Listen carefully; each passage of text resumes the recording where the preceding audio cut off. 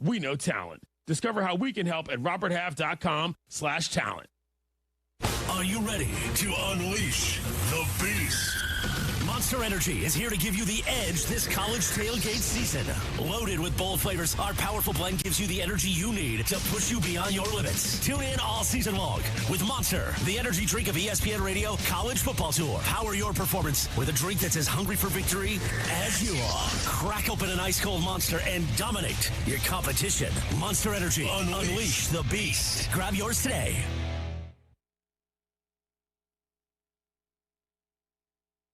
You're in a 4-minute break.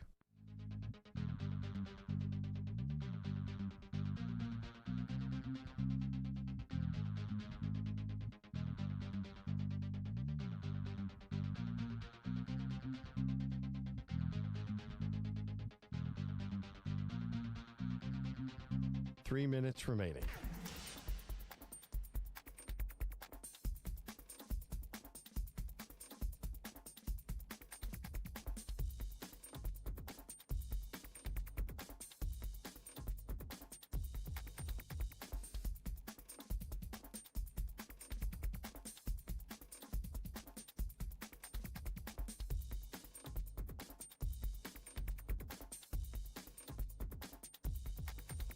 Two minutes, 30 seconds remaining.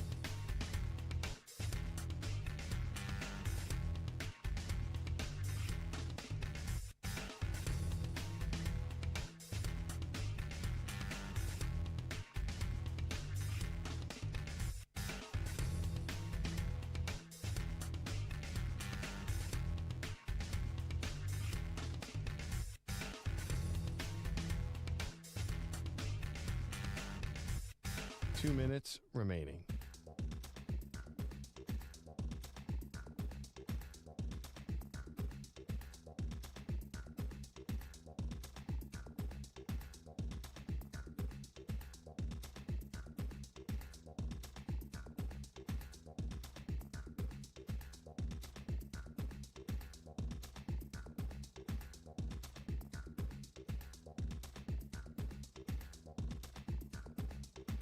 One minute, 30 seconds remaining.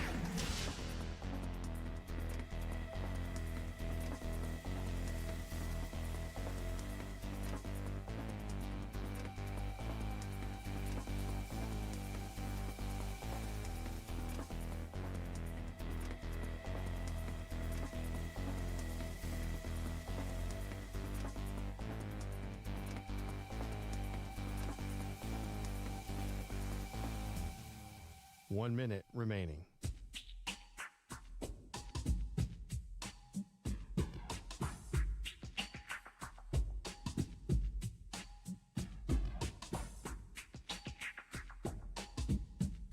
Forty-five seconds remaining.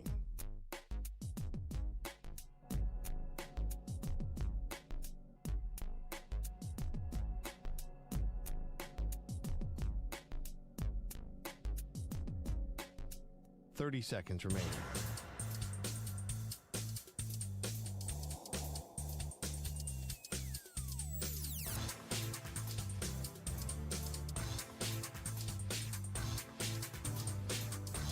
Fifteen seconds.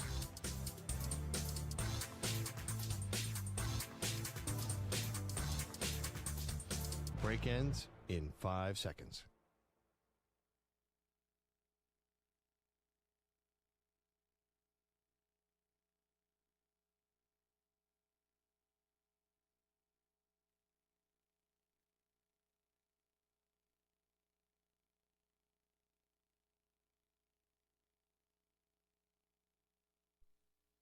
To infinity and beyond. He's live. He's nationwide. This is the Zach Gelb Show.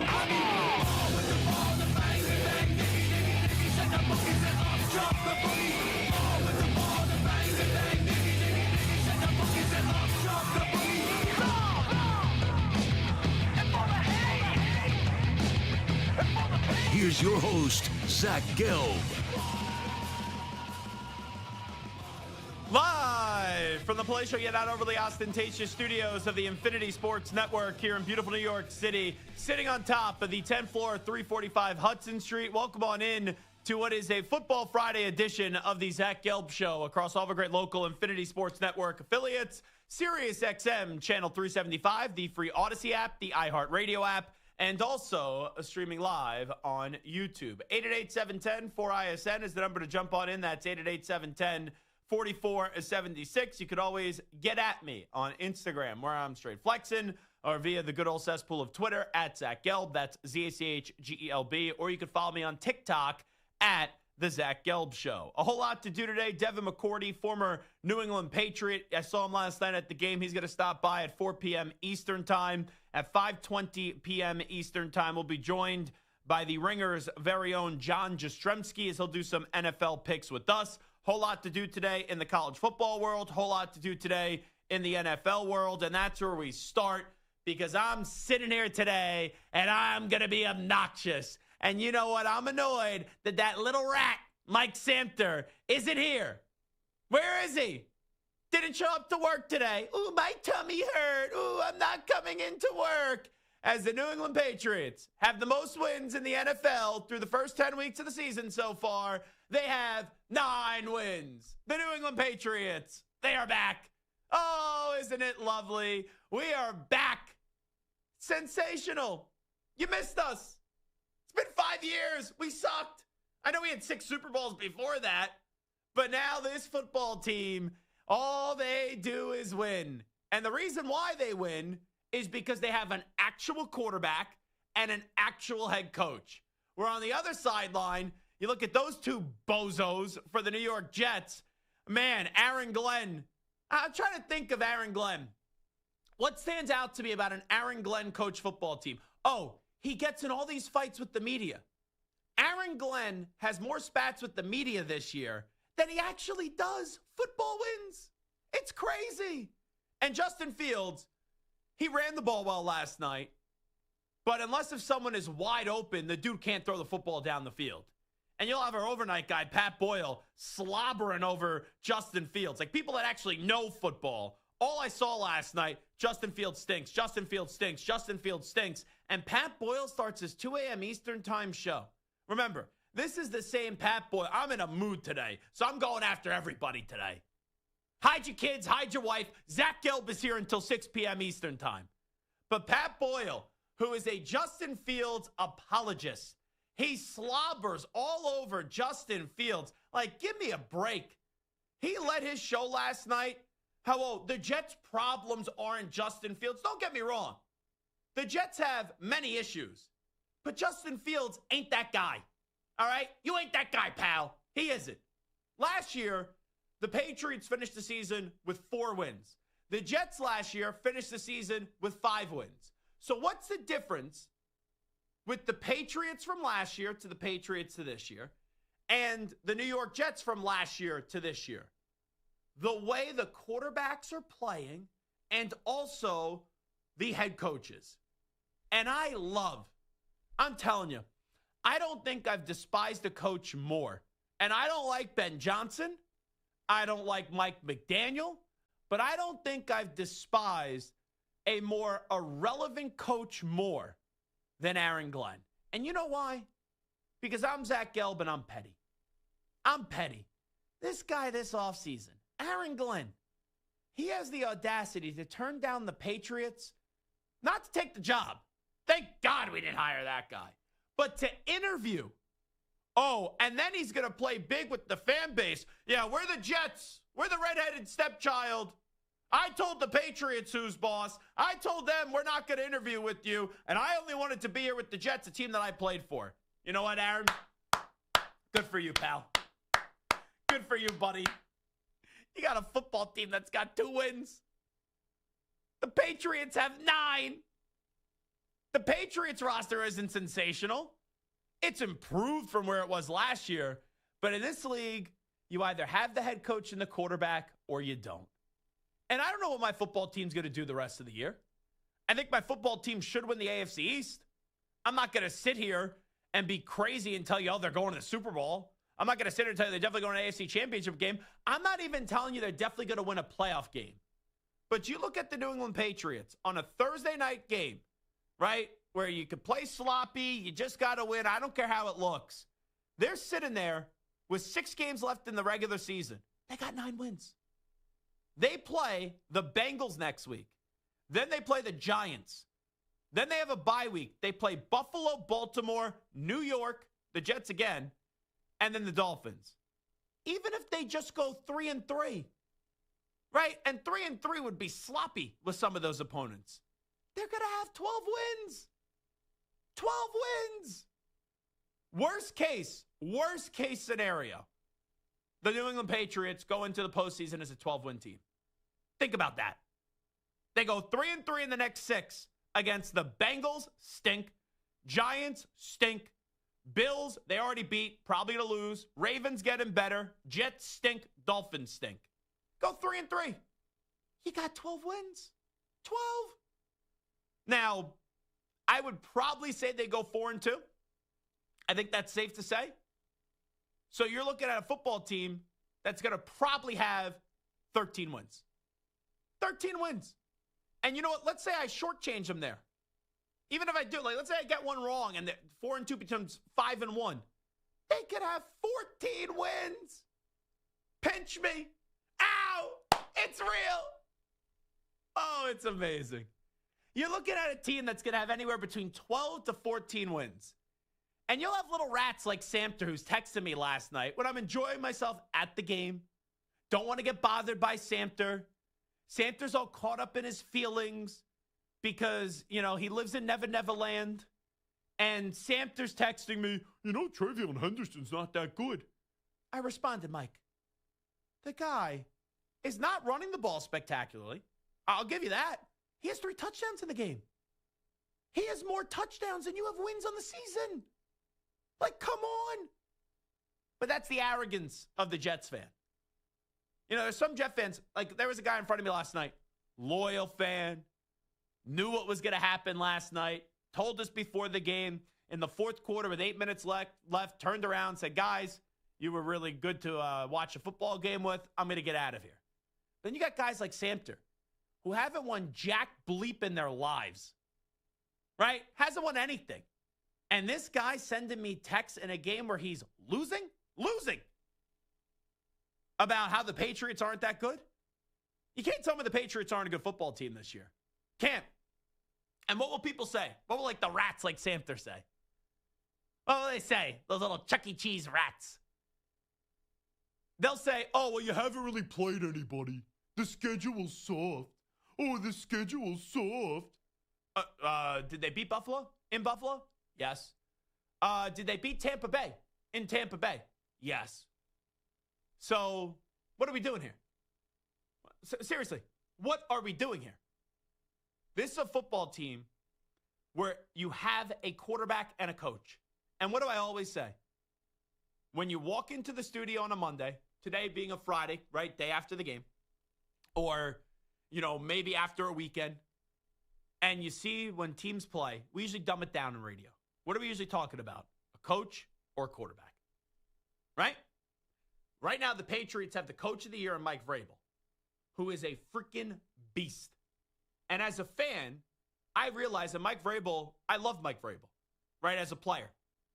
3-time Super Bowl champion, one of the best open field tacklers I've ever seen, heart and soul guy, him and Teddy Bruschi, right? When you also had Willie McGinnis and Ted Johnson, like some of those linebackers back in the day for the New England Patriots.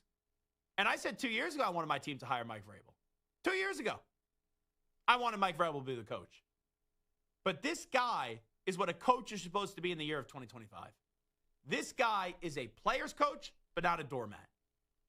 And he's aggressive. He's pushing all the right buttons. And when you get a coach like that, you're going to be vastly improved from the team that you are. Then you factor it in. You have a quarterback who I don't even think is going to win the MVP. But the fact last night, and it's actually beneath us as Patriot fans, because the only thing I want to see is a Super Bowl. But last night, the fans, we were having fun again because we forgot what this felt like because it's been 5 long years. And we're sitting there and we're chanting in the stadium last night, MVP, MVP. MVP. Drake Maye has catapulted himself into the MVP conversation this year. He's the odds-on favorite right now. And that's the biggest difference. Patriots and Jets. Patriots coach, Mike Vrabel. Jets coach, Aaron Glenn. Way to go, Aaron. Good job. You rejected the Patriots interview last year. Once again, you get into more fights with the media than you have wins on the football field. And then at the quarterback position, the Patriots have Drake Maye, an MVP candidate, while the Jets have Justin Fields, who can't throw the ball down the field. That's why you see the Patriots go from a 4-win team last year to potentially a 13-win team this year. They already have 9. And the Jets, well, they had 5 last year, and now they're sitting there at 2 wins 10 weeks into the season. So I had a spectacular time at the game last night, if you couldn't tell. I enjoyed myself. I saw my buddy Ray Martell. We drove up together. Then I saw our buddy the Chief. And we went to Pizzeria Romana, which was phenomenal. Chief's brother owns a joint. And we started off with some rosemary wings. We had some garlic parmesan wings. We got some calamari. We then got a BBQ chicken pizza. Then some chicken scarpiello. And then we got some cakes afterwards. Had a few cervezas. We were drinking. We were living the good life. And then we walked into the stadium. Right? Patriots fans proud again. Patriots fans pumped up again. Patriots fans welcoming in the poor New York Jets. The lousy New York Jets. And we said, hey, little brother, come here. Sit on my lap. How you doing? Oh, you hate your coach again? You hate your quarterback again? You hate your team again? Okay. We won't obliterate you. We'll still beat you by double digits. We'll let you score the first touchdown out of the gate. And then we'll send you on your merry way. And that's what it's been for my entire life. Outside of maybe 2 times, the playoff game was one of them. And then I remember being at some Patriot Jet game at MetLife Stadium where the Patriots lost in overtime. It was Fitzpatrick. Brian Fitzpatrick was the quarterback then. I think he threw a touchdown pass in overtime to Brandon Marshall, if memory serves me right. But outside of that, you know, the Jets, they stink. They suck. They're the same old Jets. That's what they are. And for the Patriots, we don't really need to talk more about the Jets. It's about the rest of the NFL now. And you look at this AFC, folks, the Chiefs are still the Chiefs. We got to see if they'll make the postseason. The Bills, I know they have offensive struggles, but if they get into the postseason, Josh Allen is Josh Allen. The Ravens getting better, but they're still not a lock in the postseason. The Steelers, I know the Patriots lost them early in the year. If we played them again, I think the Patriots would win. The Colts, nice story. Broncos, nice story. Chargers, heck of a football coach. Like, there's no one in the AFC that scares me. And I don't want you to misinterpret what I'm saying. I'm not saying that this Patriots team is even great. They're just ahead of where they should be. And it all goes back to 2 people, the quarterback and the coach. The coach and the quarterback. Vrabel and Drake. Drake and Vrabel. You have those 2 pieces in this league. As long as the quarterback stays healthy and you pair him with that coach, they could do a lot. And it's just the beginning. It's just getting started. Right? Even the Patriots lose wild card weekend this year. Let's say they get the 2 seed. They lose wild card weekend to, I don't know, the Chiefs. Am I going to sit there? I'm going to be miserable. I'm going to be upset they lost the game. But I'm going to look back at the season and say it's a failure? No. This team will be in the playoffs. This team should win the AFC East. And they probably should win a playoff game this year. But the crazy part is this roster could still get a whole lot better. But it's not that crazy in the NFL. We've seen it before. You have good coaching and good quarterback play. You could go from the outhouse to the penthouse real quick. And it's nice to see the Patriots are looking back at the penthouse and they're like, huh, we used to own this penthouse. Then we hit on some hard times. We had to sell the penthouse. And we were in the slums. And now we're looking at the penthouse again. And we're peeking in. We're seeing which one we're going to buy. That's what we're going to do. That's what we're doing right now. So, Stu, I actually feel bad for you because you're a Raiders fan. The Raiders stink. Scarpacci, you're a Jets fan. I'm sure you're like all the other Jets fans, where you're going to start picking for other people to root for, which you already do because you're an Aaron Rodgers guy. So you have your terrible towel this year. So that will end how it always ends for the Steelers. They'll make the postseason, and then they'll lose in the first round because they haven't won a playoff game under Tomlin since 2016. But, Stu, I felt bad that you had to get thrown into the Samter party last night as Samter is just firing off texts to us during the game. And I was sitting there in my seat at the game, and I go, what's getting broadcasted to Amazon Prime? Where that guy thought he had a leg to stand on to talk smack to me after he berated and just attacked Travion Henderson last week on Studs and Duds on Monday. It was disgraceful. And then a few days later, he has 3 touchdowns and shoves it up the you-know-what, the keister, I could say, of Michael Samter. That's what he basically did. Oh, it was glorious. But I felt bad for you because, I didn't want to, I would never do this. I would not rub my team's success in other people's faces. But I had, you just heard the last 14 minutes. I would have never do something like that. But when Samter starts poking the bear, eventually the bear is going to take a bite.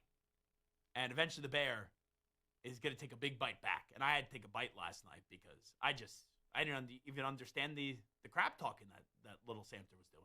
Yeah, he was so worried about his yards, he forgot that he had 3 touchdowns, which was a lot of touchdowns for one game. Justin Fields has more rushing yards than Travion Henderson. Last time I checked, Justin Fields is a quarterback, right? Right? He's not a running back. Travion Henderson is a running back, and he had 3 touchdowns last night. But let Samter do what he wants to do. But I can't believe that this guy called out and didn't even have the courage to come in today after sending all those texts. Just called out and doesn't even come in, and they have to tell Scarpacci he's coming off the bench like last minute. Where is Samter? Where's Moist Mike? When will we see him again? Who knows? It's like, where's Waldo? Where's Samter? I'll tell you where my Patriots are at. They're at 9-2. Put the feet up, boys. We're having a fun weekend. It's a great Friday. It will be a great Saturday. It will be a great Sunday. It will be a great Monday. It will be a great Tuesday. It will be a great Wednesday. It will be a great Thursday. It will be a great Friday. It will be a great Saturday. And then we play again on Sunday against the Bengals, which won't be an easy game. Won't be an easy game. Now, their defense stinks, but that team could put up a whole lot of points. And there's things the Patriots got to clean up. The defense, I think, is good. Could be better. The offense, Drake Maye, love what I'm seeing. They could run the football better. I'll even give Samter that.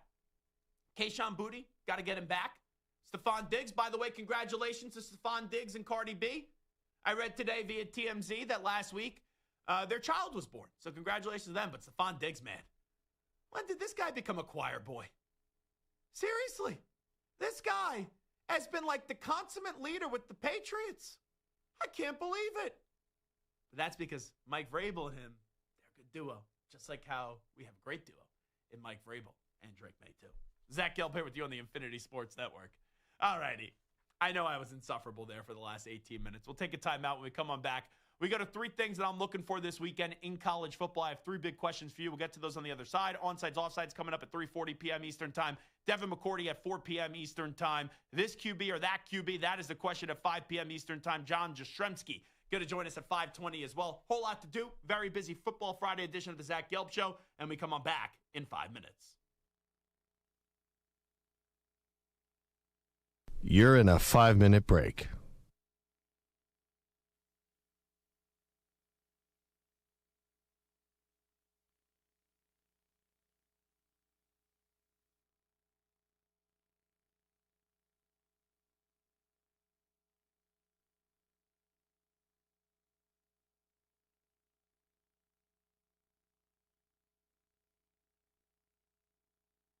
Four minutes, 30 seconds remaining.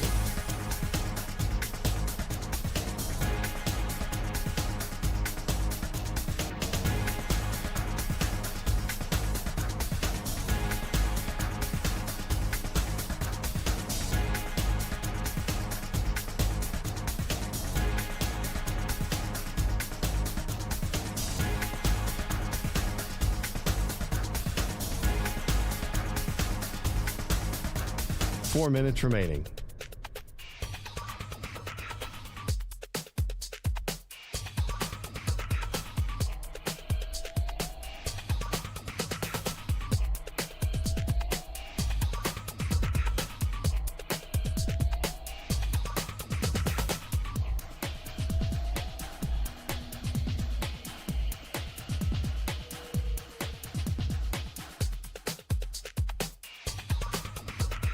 3 minutes, 30 seconds remaining.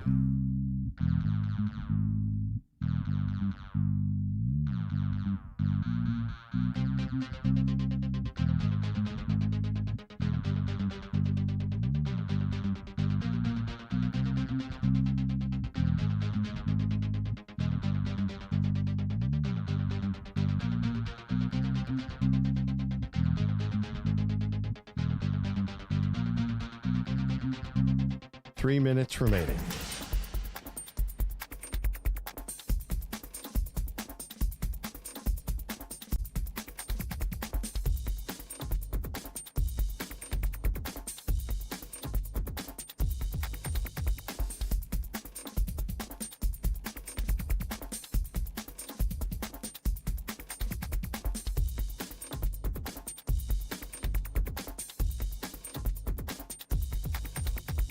Two minutes, 30 seconds remaining.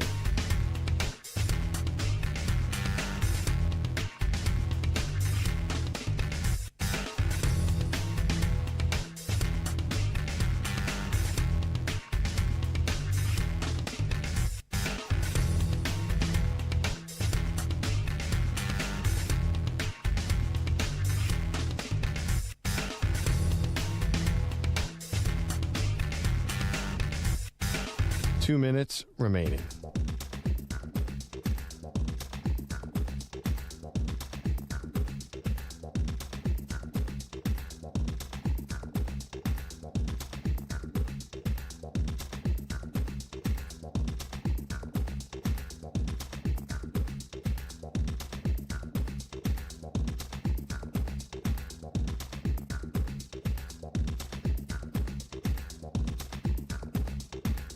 One minute, 30 seconds remaining.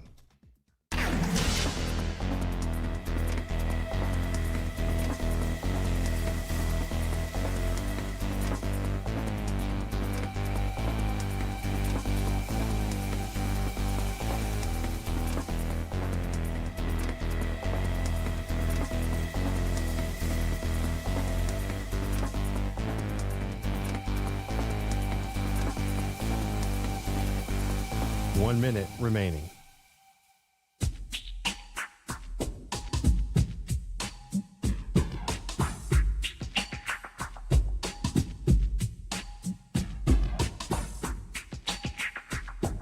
.45 seconds remaining.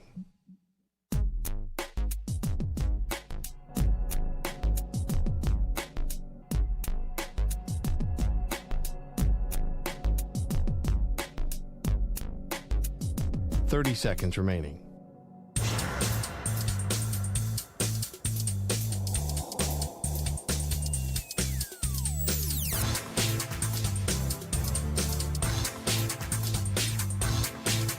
.15 seconds.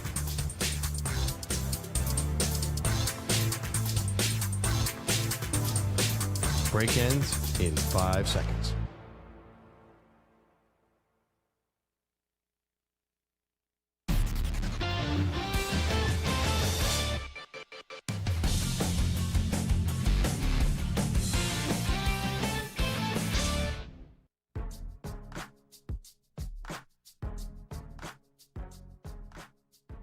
This is the Zach Gelb Show.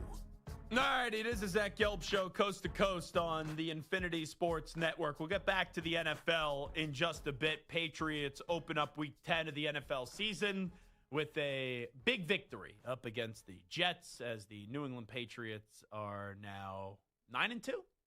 9-2? Oh, I keep on saying Week 10. It's Week 11, right? I got to redo one of my sports minutes. I think I said in my sports minutes, the Patriots started off Week 10 with the victory. I think I said in the whole open it was Week 10. You know, sometimes when you're at the game, you don't even realize what week it is. You miss a lot when you're at these games. Can I just have a safe space here and no one judge me? And this is going to sound very spoiled of me and very selfish of me. I love going to games. I go to so many games.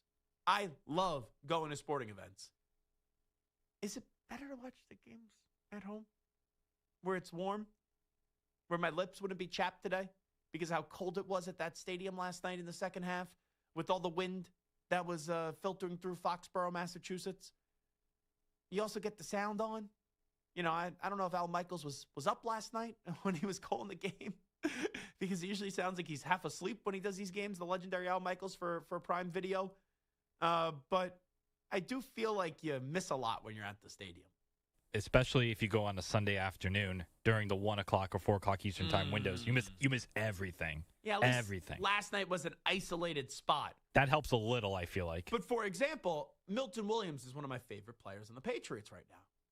I didn't even realize last night until I got back in the car leaving the stadium that Milton Williams left the game and then came back into the game and then didn't return to the game. And then I'm like, what injury does he have?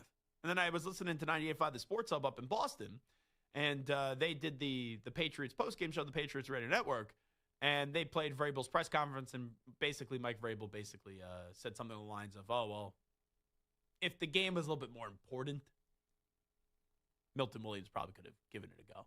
But since it's a Thursday night, short week, they didn't want to test him anymore, and they felt pretty confident, I would imagine, with the inferior opponent that they were going back up against. But yeah, you do miss a lot. Scarpacci, I know that you go to a bunch of games. Would you agree that maybe watching from home is better than going to the game? Consistently, maybe, but like those once-in-a-while experiences are definitely worth it to see it in person. Like I saw Aaron Rodgers' 500 touchdown, his last game as a Jet. That's something that you can't get at home versus saying I was there and saw that. Now, can I ask a question? Was that 500 touchdowns including the postseason, or was that just for the regular season? Yeah. I remember one year, I forget what it was. I think I was at Brady's 500th touchdown. And I want to say it was to Josh Gordon, if I'm remembering it correctly, if it was actually the 500 touchdown. And I remember it was up against the Colts. It was a Thursday night game. I went with my buddy JB. We went to the game. We were like, great seats, or 50-yard line, 20 rows off the field, sensational seats. We were watching the game. It was awesome. And you could see everything in those seats when you're right at the 50, 20 rows off. You know, last night I was in the end zone. Sometimes you're watching it at good seats, but sometimes you're watching it off the screen when they get down the other end. And then Brady threw his 500 touchdown pass. I'm pretty sure it was 500. And then later on, it's like, oh, then Brady threw his 500 touchdown pass because it was just for the regular season. Then you include the postseason. I hate how they do that in football. And really, I think the milestones in football we don't really pay attention to. Like in baseball, you go for your 300th win. Everyone knows that's just the regular season. You go for your 500th home run. Everyone knows that just in the regular season. In football, it's so confusing how they do just regular season and including in the postseason. It's almost impossible. What about basketball now with the play-in rounds? How do they even configure that? Who even knows? But I missed my eighth. Let me tell you, if you're trying to trigger me, talking about the play-in tournament and the Fugazi NBA, yeah, that would do so. You get eighth grade dance. What happened? Oh no, I missed that to see Alex Rodriguez's 3,000th hit for a home run. No regrets at all. It's experiences like that. I haven't been to many games in my life, but I try to, like, when I can, be like, okay, that's not one I want to miss. You didn't go to your eighth grade dance because you wanted to see A-Rod's 3,000th hit? And it was for a home run, so yes, it was worth it. What year was that? 2015. Oh my God, you were only in eighth grade in 2015? Well, end of eighth grade. I was out of college. That doesn't make it any better. I was done with college at that point. April of 2015, right? You said it was June, maybe? June sounds about right, yeah. June of 2015. Yeah, I just wrapped up my junior year at Temple University. Oh, my God. You were in eighth grade? How old are you? 24. Oh, my God. Mother of pearl. You know, this is how I know I'm getting old at this network still. I used to be the young guy here. Now they refer to me as the radio veteran of the Infinity Sports Network, because I'm the longest consecutive tenured host at the network, which is just disgusting to actually say. I'm only 31, but geez, that's a repulsive. You blew off your eighth grade dance to see A-Rod hit his 3,000th home run. Oh my God! Did you have a date and then you had to cancel? No, I did not, so it didn't really matter. Gotcha. Sorry to pry too much information there if that was a sensitive topic or not. All right, so what did you really miss? I think eighth grade dance is not a big deal. If it was your prom, different story. You know, they sometimes do that junior banquet. That's kind of stupid, too, if I'm just being like the eighth grade dance, the junior banquet. Who gives a... If it was your prom, I would say, you know, you could have avoided the 3,000th hit for Alex Rodriguez, especially since there's an asterisk on all that stuff, right? And I'm an A-Rod guy. I like A-Rod. I told A-Rod to his face he should be in the Hall of Fame when he joined us on the show. I said, so should Barry Bonds. So should Roger Clemens. And I'm being a little tongue-in-cheek there. But, man, Scarpacci, you could have met your wife. Who knows? The girl that you would have went to with the 8th grade dance could have been your wife or your girlfriend. It's not like I talked to many of them in high school either. Many of them. What a way to phrase it right there. 3 things to watch this weekend in college football as the Patriots opened up Week 11. I haven't had a math blunder like that in quite some time. You know, I really haven't had a math blunder. The last big-time math blunder I had on this show was when it was Loyola Chicago. I'll never forget this. Loyola Chicago was playing was playing, I forget who they won. And then the whole Sister Jean topic. May she rest in peace, by the way. I know that she recently passed away. And someone said, oh, Loyola Chicago won. What do you think their percentage chances to win their next game? And I'm like, 60-30. And it was in the middle of the night, weekend overnights, didn't even think twice about it. And later, someone called me. They said, you know, earlier you said 60-30 is the percentage chance you gave, Loyola Chicago to win their next game. I forget who it was up against. And I said, yeah. And they go, well, that only adds up to 90. I go, oh, yeah, you're right. You're right on that one. So, little math blunder right there. I think it was Illinois. They were an 8 seed and they upset number 1 seeded Illinois. So that wasn't in the year. That was the second time they made the NCAA tournament with Porter Moser, where it was was it Io Dunsumo maybe was on that team and Kofi Coburn? I think because they beat them. I may have had the under in that game and it just hit. But yeah, they did beat them. But I'm talking about the year they went to the Final Four. That was actually in the bubble with Porter Moser and company. But then they went to the Final Four, and that was when I was doing the weekend overnights. I think it was in 6 to 10 p.m. Eastern time when they had that whole upset up against Illinois. Anyway, real quickly, 3 things to watch this weekend in college football. Notre Dame's last test. I think if Notre Dame wins this game up against Pitt, at Pitt, college game, they're going to be there. Notre Dame will then win their next 2 games of the season, and they'll get into the college football playoff. So can Notre Dame avoid the letdown up against a very underrated Pitt team, even though Pat Narduzzi basically tried to underrate this matchup and said that it means nothing? Can Oklahoma get a statement win? Oklahoma is hanging on by a thread. They're sitting there at 7-2. You're right on the cut line. Even if you win this game, you still have to go up against Missouri and LSU, but this could be your toughest opponent remaining. It's Alabama. Alabama is arguably the hottest team in the country. They haven't lost a game since Florida State. They've been through a gauntlet of a schedule. All they do is win, win, win, win, win. Brent Venables needs a statement victory.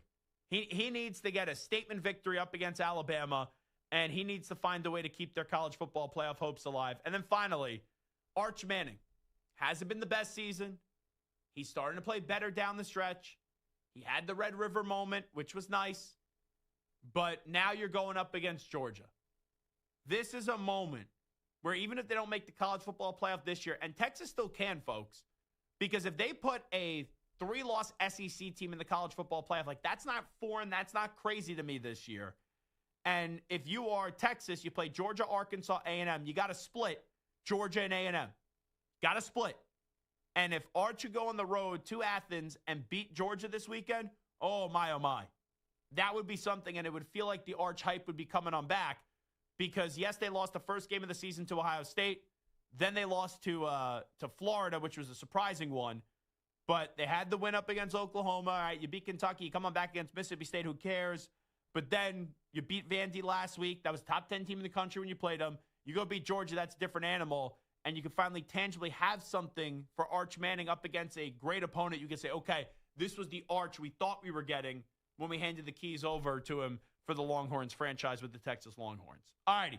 Zach Gelb here with you on the Infinity Sports Network. We'll take a timeout. We come on back with a little onside offside update time first. Here's the Act Man, Rich Ackerman. Infinity Sports Network.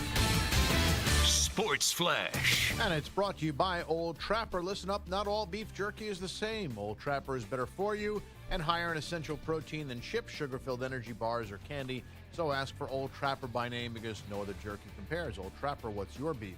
The Pistons took a big step forward making the playoffs last year and building on that to start this one. They're the best team in the East at 10-2 entering tonight's matchup against the Sixers. Their latest win came without several players, among them Cade Cunningham. Head coach J.B. Bickerstaff said that speaks to the quality of talent assembled. Every single day we go to work for each other. And that's the type of environment that we wanted to create here. We wanted to find people who believed in that as well. There is not a selfish bone in that locker room, on that staff, in this building.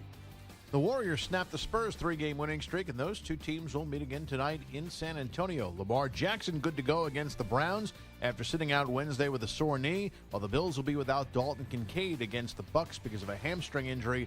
Giants receiver Darius Slayton and pass rusher Kayvon Thibodeau are both out with injuries, and Isaiah Pacheco's knee will keep him out for the Chiefs this weekend. I'm Rich Ackerman. This is the Infinity Sports Network. Check out our new and improved website at infinitysportsnet.com. That's infinitysportsnet.com.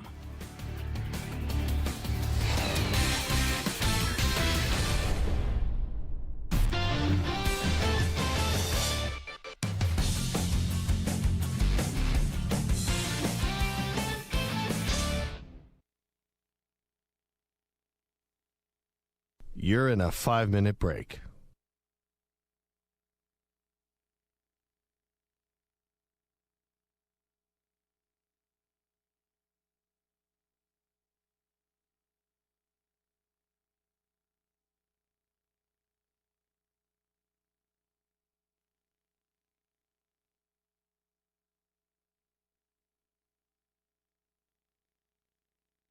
Four minutes, 30 seconds remaining.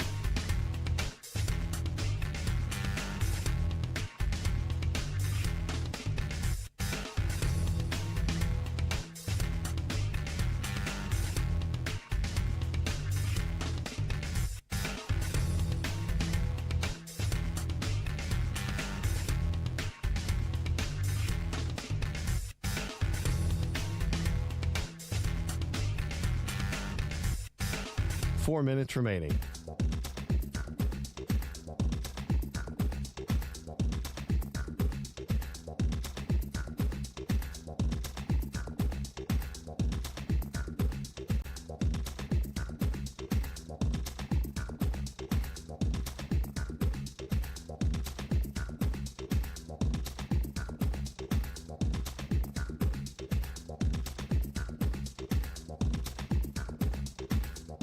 Three minutes, 30 seconds remaining.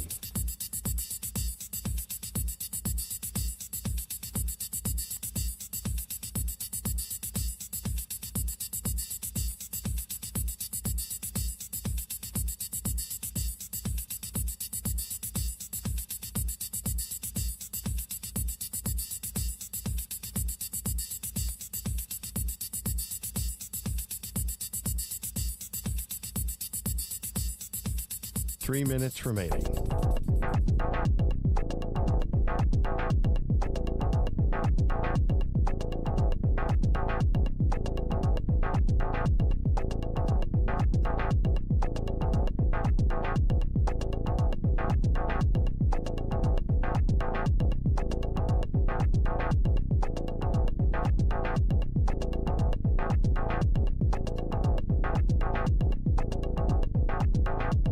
Two minutes, 30 seconds remaining.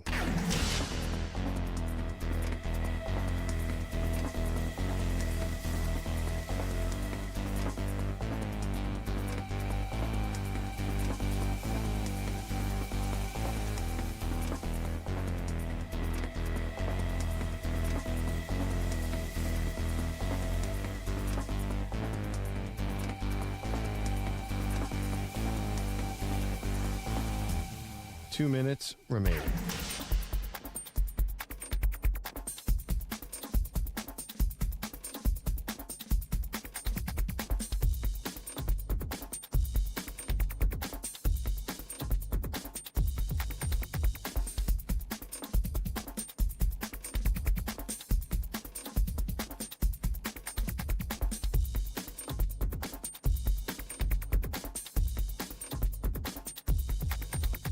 One minute, 30 seconds remaining.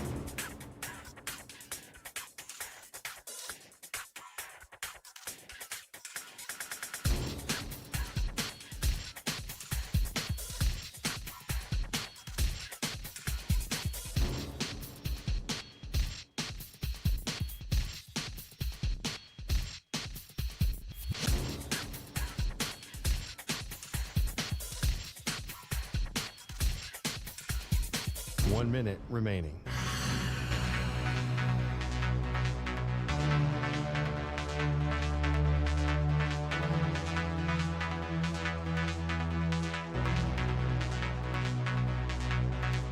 "45 seconds remaining.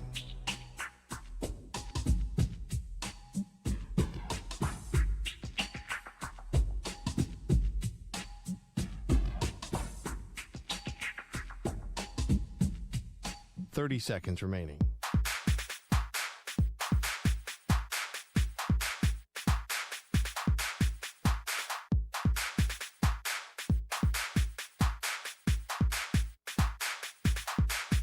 "15 seconds.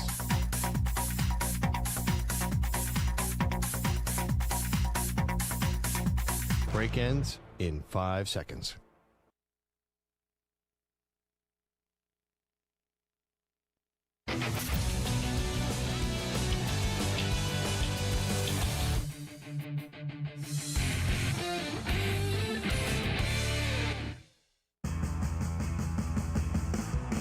Zach's taking on the most polarizing issues in sports. Which side of the line of scrimmage will he end up on? Offside. Defense number 69. It's Onsides, Offsides with Zach Gelb. All right, it's time to ask the pros. The listener gets asked us a question brought to you by O'Reilly Auto Parts. Simply tweet your question at INF Sportsnet or at Zach Gelb using the hashtag #AskThePros. Be listening later in the show. We might answer your question. Think O'Reilly Auto Parts for all your car care needs. Get guaranteed low prices and excellent customer service from the professional parts people at O'Reilly Auto Parts. O'Reilly Auto Parts. Devin McCourty going to join us at the top of the hour. Looking forward to that conversation. But first, Stu, you got some questions for me. I'll try to give you some answers. What do we got cooking on this big football Friday as we're in week 11? And I knew that before the show. Week 11, my math wasn't off when I said the Patriots are 9-2 and then tried to tell you it's week 10. But yes, we are in week 11 of the NFL season. And not only do we have Patriots talk here, we got some college football talk as well. All right, Zach. So, as you mentioned at the start of the show, your Patriots, they had a strong showing against Samter's hapless Jets last night, winning by a score of 27-14. Knife just got stabbed in Samter's back by Stu. Oh, boy. Be some fighting words next time Samter comes in. It was another good performance for Drake Maye, who through 11 starts this season has over 2,500 passing yards, over 250 rushing yards, over 20 touchdown passes, a completion percentage of over 70, and a winning percentage of over 800, becoming the first quarterback in NFL history to put up those numbers over any span of 11 starts in a single season. Onsides, offsides, Drake Maye will win at least one Super Bowl as well as one MVP during his career. Oh, brother. It's still a big bar. I know, right? The Patriots look like they're back. I know they're 10-2. I know Drake Maye is in the MVP conversation. The Patriots are somehow in the Super Bowl conversation. Right? They are. With this coach and this quarterback, I don't really care about the MVP. I don't. I just care about the Super Bowl. But I think Drake Maye is going to win an MVP and a Super Bowl in this league. He is playing that well right now. So I don't like to say these things that early. But Stu's going to just shove me in a corner. And I don't like getting shoved in a corner. Don't make me feel good when I get shoved in a corner by Stu. He's a big bully, that Stuart Kovacs. Now, I know what Anthony Gallo's like when he just gets berated by Stu on video games with all that Xbox Live stuff. Or what, you guys, you PlayStation guys or Xbox guys? We are now PlayStation guys. We were Xbox at the time, during our teenage years, but now we're PlayStation guys. Remember when you used to have the headset for Xbox Live? Oh, yeah. And you'd be like, yo, you talk before like you'd go play someone in a game like that? That was fun. Yeah. That used to be fun. You just talk a lot of crap to people. I would say onside to this question. All right. Every offseason, we discuss the results of the annual NFL report cards, which polls players throughout the league on numerous aspects of working conditions of all 32 teams. However, those might be coming to an end as the NFL filed a grievance against the NFLPA, saying that the report cards violate the collective bargaining agreement by airing the public criticism of teams. So onside, offsides, you're okay with the league's reasoning for getting rid of these annual report cards? Sure. Like, who do I care? Seriously, do I care? They're fun when these teams get like Fs and everything. Yeah, but the Chiefs weren't highly rated last year. They've been to 3 straight Super Bowls. They won 2 out of 3. So if their facilities aren't great, who gives a rat's ass? What was the exact reasoning one more time? Basically, they're not supposed to be airing out the grievances of teams. You know what? It's like in the CBA. I'm actually going to say offsides here. Then I'm okay with the league's reasoning. Offside. The annual report cards. Here's why. Usually it's always set up where the owners look great.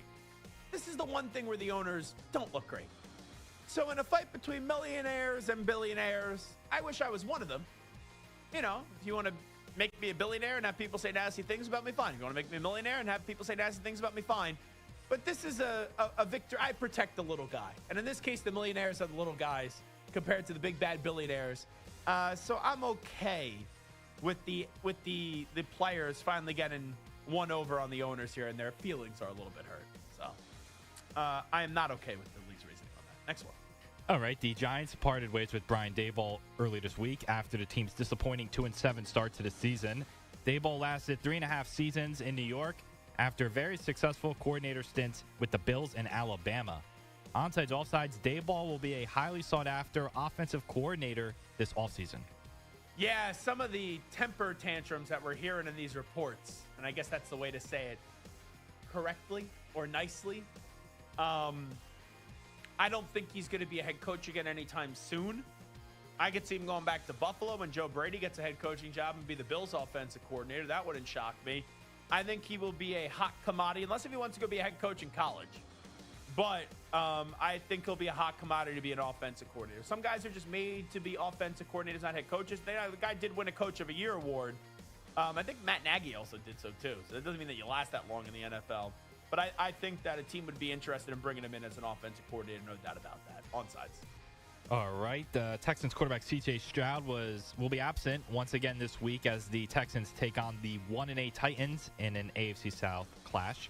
Davis Mills starts once again after a strong performance against the Jaguars last week, where he completed 27 of 45 passes for 292 yards, had 2 passing touchdowns, a rushing touchdown, and just 1 interception.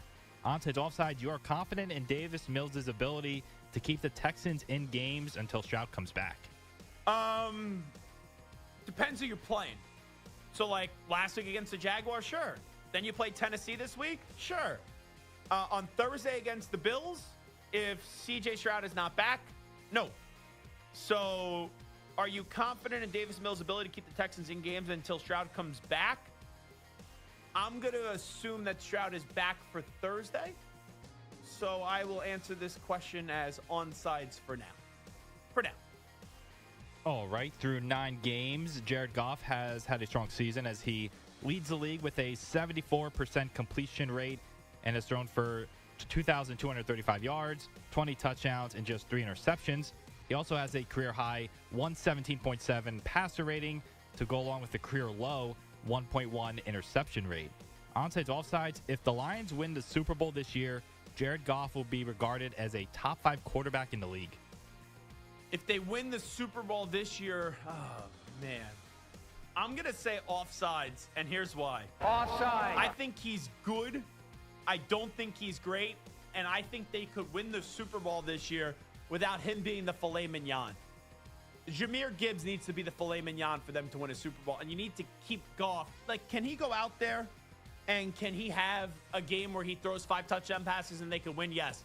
But for them to win week in and week out in the playoffs and get 3 victories or 4 victories in the playoffs to win the Super Bowl, I think they got to try to keep him 30 passing attempts or less. And then you really have Gibbs be the bread and butter, right? Him be the main piece. So Mahomes, Allen, Lamar, Burrow, when Burrow's back healthy, and then that 5th spot's up for grabs, I still don't think Goff would be in the 5th spot. He would catapult up the top 10 list, but not be number 5 in my opinion. So if the Lions win the Super Bowl this year, Jared Goff will be regarded as top 5 QB in the league. I'm going to go offsides on that one. All right, it is a massive weekend of college football, especially in the SEC, where number 5 Georgia hosts number 10 Texas, and number 4 Alabama hosts number 11 Oklahoma. Georgia is 8-1, with their lone loss coming to Alabama by 3 points, while Alabama is also 8-1 with 8 straight victories after their Week 1 upset loss against Florida State. Onsides, offsides, at least one of Georgia and Alabama will lose tomorrow? I want to say yes. I do. Right? I think it would be fun for college football if Georgia picks up their second loss. Right? Alabama picks up their second loss. Alabama's still going to make the playoffs. Georgia probably still makes the playoffs. Georgia get a little bit tricky. But the Texas story with Arch would be incredible, and Venables would be a huge win for him up against Alabama. I'm just not ready to say I trust Arch yet, and I'm also not ready to say I trust Brent Venables to win a big game. So at least one of Georgia and Alabama will lose tomorrow. If you would have asked me that on Tuesday, I would have said yes. As I said on a Football Friday, I'm going to say no, so I go offsides. Offsides. All right, there are massive questions surrounding Lane Kiffin's future after the season. The 50-year-old could return to Oxford for his 7th season, or he could take a bigger job, possibly LSU or Florida. However, when appearing on the Colin Cowherd podcast, Josh Pate was asked if he thinks Kiffin is considering a move back to the NFL this winter, and Pate did not dismiss it. I think he is. I think several of them are.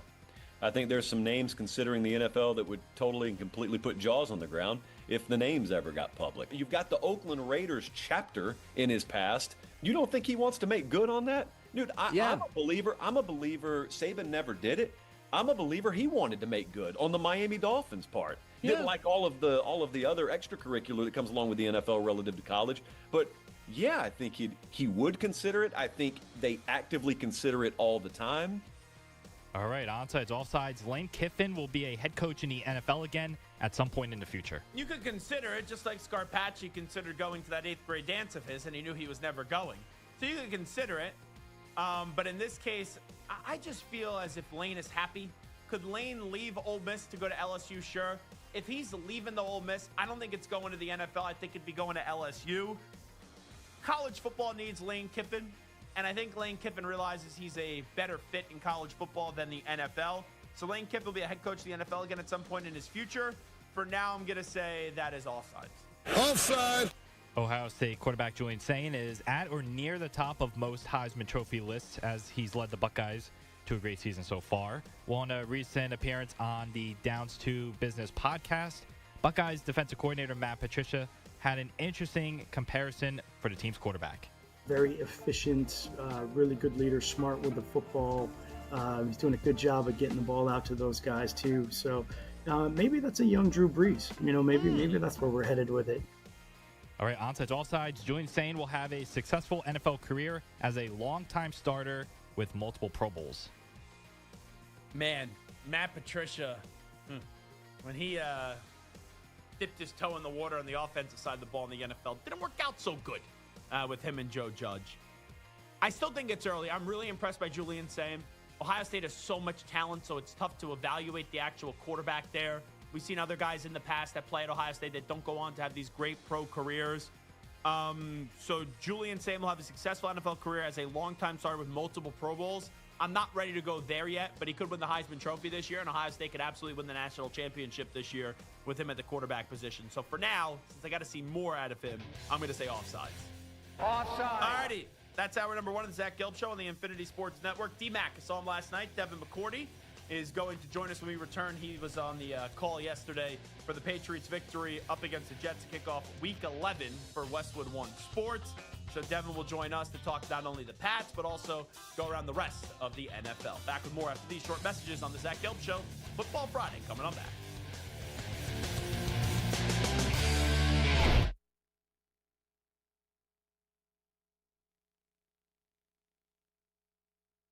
You're in a 5-minute break.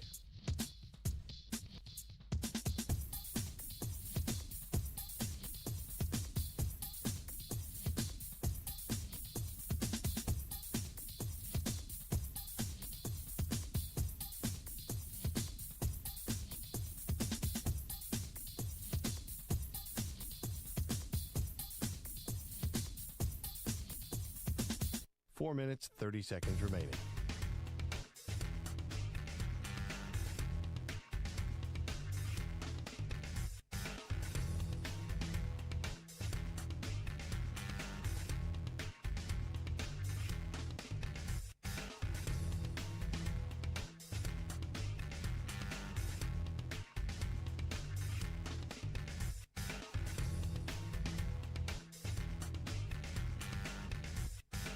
4 minutes remaining.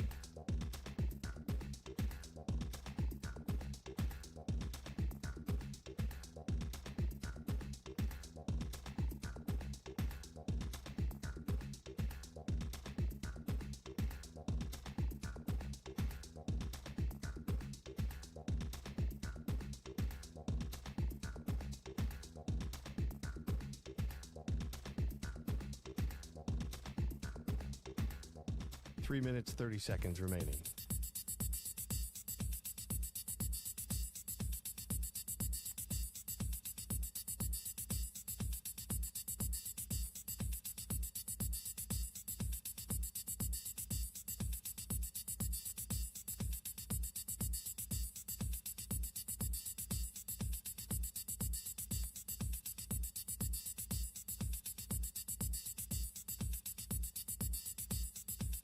Three minutes remaining.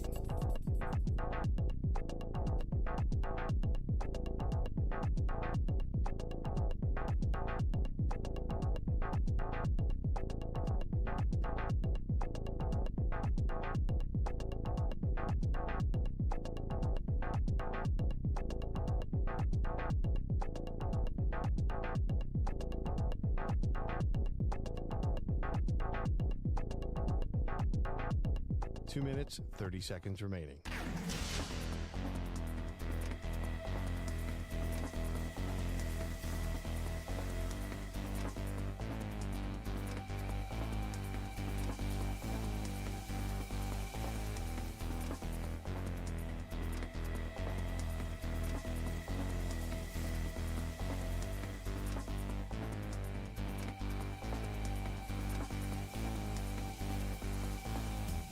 Two minutes remaining.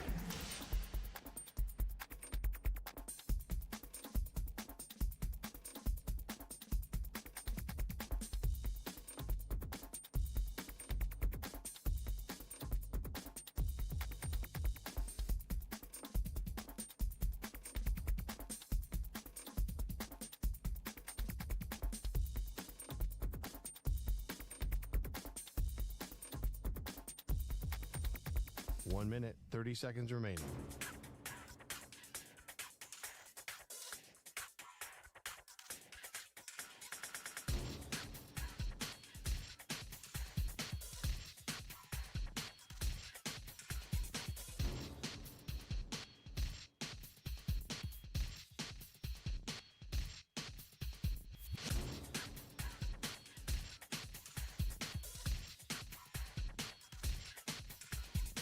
One minute remaining.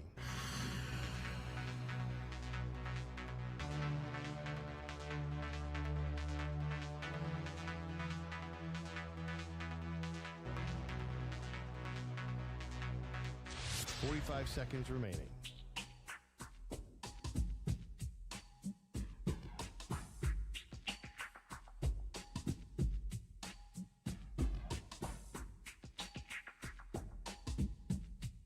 Thirty seconds remaining.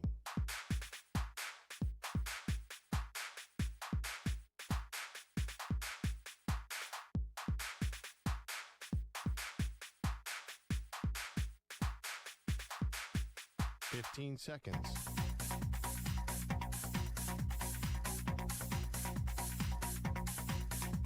Break ends in 5 seconds.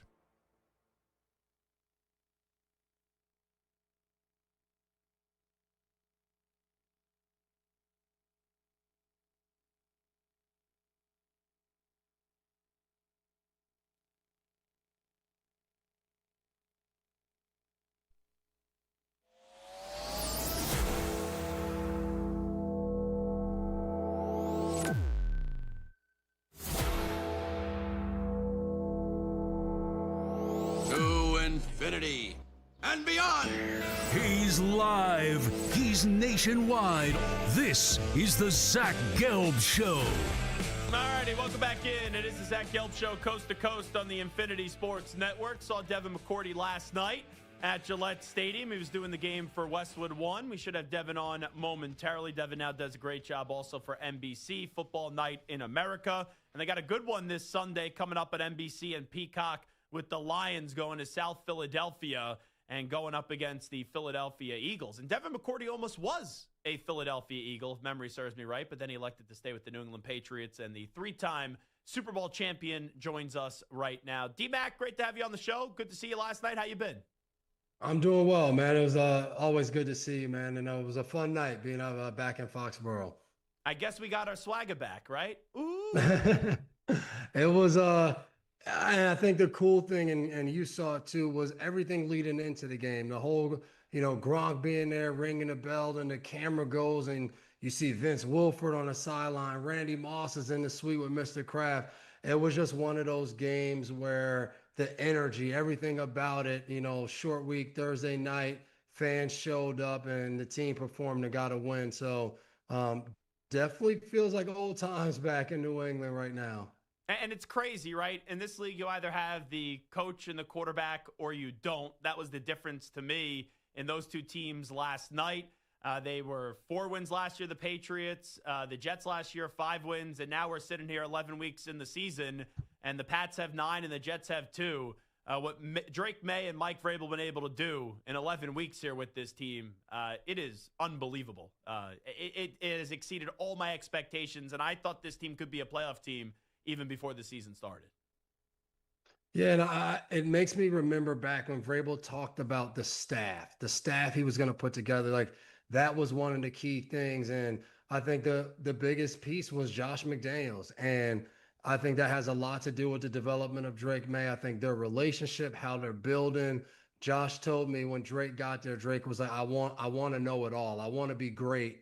And he said, like, that's been fun to work with. Like, the guy wanted the whole playbook. And then he said, we break it apart and we put it in pieces from there. And that's what it looks like. It looks like Drake Maye is so comfortable with everything that they're running, everything they're doing. And then every once in a while, you see Josh will throw in a really good design play in the red zone last night. They put Stephon Diggs and Travion Henderson in the backfield. Henderson runs a corner route. Then Diggs comes through in a flat. It looks like it's a play designed to go to Diggs. 2 guys go to Diggs. May finds Henderson in the back. It's like the perfect thing when you watch an offensive coordinator and quarterback just in great rhythm together. And when I ask you this question, Devin McCourty, it's not a shot at Bill Belichick, right? Belichick has won 6 Super Bowls. To me, he's the greatest NFL head coach of all time. But now in the year of 2025, I feel like you need a player's coach that isn't a doormat. And guys like Mike Vrabel, a guy like Dan Campbell you guys have on Sunday night, those are the kind of coaches that I look for now in the NFL. What is that like? What do the players probably feel in that locker room when they have a coach who is player friendly, but they know, okay, he still means that it's all business and it all comes down to winning these games? Yeah, man, I think it's interesting. I think coaching is one of those things that you got to be a great leader. And I think that is one of the things that Vrabel is. That's what Belichick was. And I think sometimes we leave out the most important part of it is you got to have some talent. You got to have talent. Like, the Detroit Lions move on from Matt Stafford. And at the moment, it was just like, what are you doing? And then you look up and you're like, oh, in the draft, you got Aiden Hutchinson, you got Jack Campbell, you got Jahmyr Gibbs. Like, oh, man, you sign these different free agents. So that's definitely a part of it. And I think when you look at the guys in the locker room, that's the side I think where Vrabel's winning. He has complete buy-in. I said it yesterday on the air in Westwood One. You can see a team's leadership and how they're performing when you have free agent vets come in and they fully buy in. Because when you have high-priced vets that come in, you have young guys who haven't won a lot, and that's what New England has right now. They look to those vets. Well, what are the vets going to do? Is what Vrabel's telling us right? And you have Stephon Diggs, who looks like the happiest man in the world anytime someone does something good. The rookie scores, whether it was Kyle Williams last week, Travion Henderson. Like, Diggs looks like he's so happy. Christian Barmore misses a sack late in the game. Stephon Diggs, coat off, runs down the sideline, and you see him barking at him, like telling them, like, those are the plays we need to have. And I think that is what has made this team special so far. The Milton Williams, the Stephon Diggs, the Carlton Davises, those guys who have come in, the Robert Spillanes, they've brought in Morgan Moses. Like, that's a veteran guy who they truly believe, if we follow what Vrabel says, this team can go and reach measures that I don't think all of them thought about coming into the season.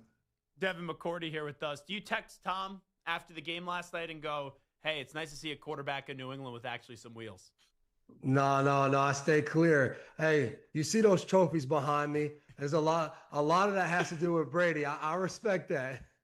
Hey, he's my favorite football player of all time. But, man, Drake Maye, he's what the quarterback position is now in the year of 2025. It's guys, I don't want my quarterback running north the entire time. I want him running like more sideline to sideline, extending the plays, and then take off north when you have to. But he does that kind of a little bit like how Josh Allen does it too.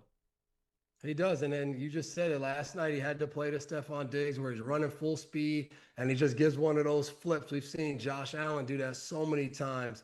And I think it's the maturation of Drake Maye a little bit. Last year, he was a little like in between. It was a couple times he ran, and you were like, Drake, slide, get out of there. And I think he's learned from that. And I think, again, the coaching staff, even this year early in the season, was like, hey, man, get down. Like, we need you. And I think that's when you see a mark of a guy who has the opportunity to be a great player. Not just, he's better than last year. Drake Maye has been playing better week by week by week. And I think that's one of the keys of why this team is having so much success, because their best player looks like he has one of the best work ethics on the team, and everybody's going to continue to follow that. Devin McCourty, you were a phenomenal leader when you played. Philadelphia, right? You know what it's like to be around drama and keep on winning. Philadelphia had drama last year. They won a Super Bowl. This year there's drama again with A.J. Brown. He's clearly not happy. I know you got Lions and Eagles this week. What's your assessment on this whole A.J. Brown situation? That's one of my biggest question marks coming into the game. Like, I actually liked what A.J. Brown said. Like, I know everyone's like keeping it in house. Like, I get it. But like, this thing has been going on for so long. And again, this is out of my era, right? Like the Twitch stuff and like being on a stream, like that's outside of what I'm used to. Old man but McCourty. Like, yeah, like I thought what he said on there was like, he's with his friend. His guard's down a little bit. If you want to get mad at him for having his guard down, like that's whatever. But like what he said wasn't brand new. Like the team scored 10 points last week. Like, their offense has been up and down. And I think if you ask, an exec on all 32 teams, hey, which roster do you look at and you say offensively, that's a hell of a roster. Like the Eagles are going to be at the top of everybody's list. So when you see the numbers that they put up, how inconsistent they've been, I think AJ is speaking to where we want to be is back in the Super Bowl. What we're doing, we can fool ourselves and act like it's going to be okay. But what we're doing, if we get in one game, possibly Sunday against Detroit, and it turns into our defense gives up 21 points, we don't want to be sitting there saying, oh man, 13, like that's our goal. We got to get and I think what he's saying is real. And when you turn on the film, and I know everybody's different. Like I've heard people talk about like coverages being pushed to him. You can see Devontae Smith's having more success, but like Devontae Smith's not having like this unbelievable season. Like there's plays to me that like, it just doesn't look like there's a really concerted plan to say, let's get these guys the ball, which to me between Barkley and those two receivers, like I would think like your game plan and to have these guys be weapons that now once you get comfortable in the rhythm of the game, it's like, boom, I hit you, I go here.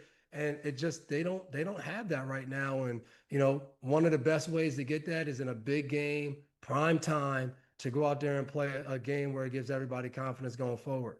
Devin McCourty here with us. Do you think it's the right move by the 49ers to go up against the Cardinals this week to go back to Brock Purdy, or should they keep on rocking and rolling with Mac Jones? It's tough, man. Mac has played really well. The player in me says, let the hot hand roll, right? And, I saw they asked Brady on the broadcast last week, and he was like, come on, guys. Like, you're asking me that. Like, have you of seen course my you career? Keep Mac Jones in. Like, that's the whole point of my career. But I think the football side and what I've watched now being done and being on the outside, I think they go back to Brock Purdy. I think they think that what they've seen from Mac is what they've seen from Purdy when he's been out there and he's been healthy. So, I do think there's a high chance they go back to Brock Purdy. But if it was me, I would ride Max hot hand until I felt like it was, you know, we hit our kind of ceiling, and then I would go back to Brock, and I wouldn't put Brock in there as a number 2. I say, hey, Brock, hey, he's still not healthy. Hey, be number 3 today. I would do it that way. And then once it was time, I think you would get that feeling, then I would go back to Brock. Devin McCourty here with us. Seattle at the Rams this week. This is going to be a heck of a football game. Stafford's playing unbelievable at the age of 37. Darnold, I'll be honest, I don't know what to expect out of him leaving Minnesota. And he's been so damn impressive this year. And Jackson Smith-Njigba's playing like he's the best wide receiver in the league. Probably, I know the defenses are both pretty damn good in this one too, but it seems like this is going to be a shootout. Yeah, I'm excited for this game, right? Because you have 2 defensive lines that can get to the quarterback with 4. And I think that's the key when you play these quarterbacks. You want to be moving in the back end. You want to have your secondary being able to do different things. And it's harder to do that when you always have to blitz somebody. You always have to send someone, because once you blitz someone, the quarterback knows somebody has to come replace. So now you kind of know where your next reads are going to go. But when you can disguise coverage, be in this coverage, jump to that coverage, and know that the ball's coming out fast, it changes how quarterbacks play. Like all the Super Bowls I played and the 2 I've lost was games where the defensive line did a good job, and or when we didn't do a good job up front, and Nick Foles had a big game, and Brady on the other side, he had a big game. Then we played the Giants. So I just think that's a key part. And I think both these teams do that at a high level. Seattle has some guys like Emmanuel Ware, who's an absolute freak who plays all these different positions. And then again, when you watch the Rams defensive line, it's just man, how do you find 4 guys who are out there playing like maniacs? So I'm looking forward to this game. I think this is going to be I think it'll be the best game of the day. And that's even with our game at night. I think this is a game that everyone, no one really expected it to be this style of game. And I picked Seattle early this year. I thought they had a chance to really win that division. So it's been fun to see their team kind of ascend, get better each week, and put themselves in that position now. You've been on teams before, Devin McCourty, right? Where you lose a game or 2, and then people start to say, oh, it's the death of the dynasty. All right, oh, the Patriots, they're done. They're not going to be a factor. They're vulnerable. And we know usually how that story ends. We've heard that talk the last few years with the Chiefs, and they've won 2 out of the last 3 Super Bowls. They've been to all 3. This year, they're 5-4. They play Denver this weekend. Does it feel different this year with Kansas City? Or until someone beats them in the postseason in the AFC, you're still probably thinking they get to the Super Bowl? I think it feels different because of the way they lost in the Super Bowl. The way that they just got handled in the Super Bowl. It feels like since then, everybody else was like, oh my goodness, there's a plan. You can beat them.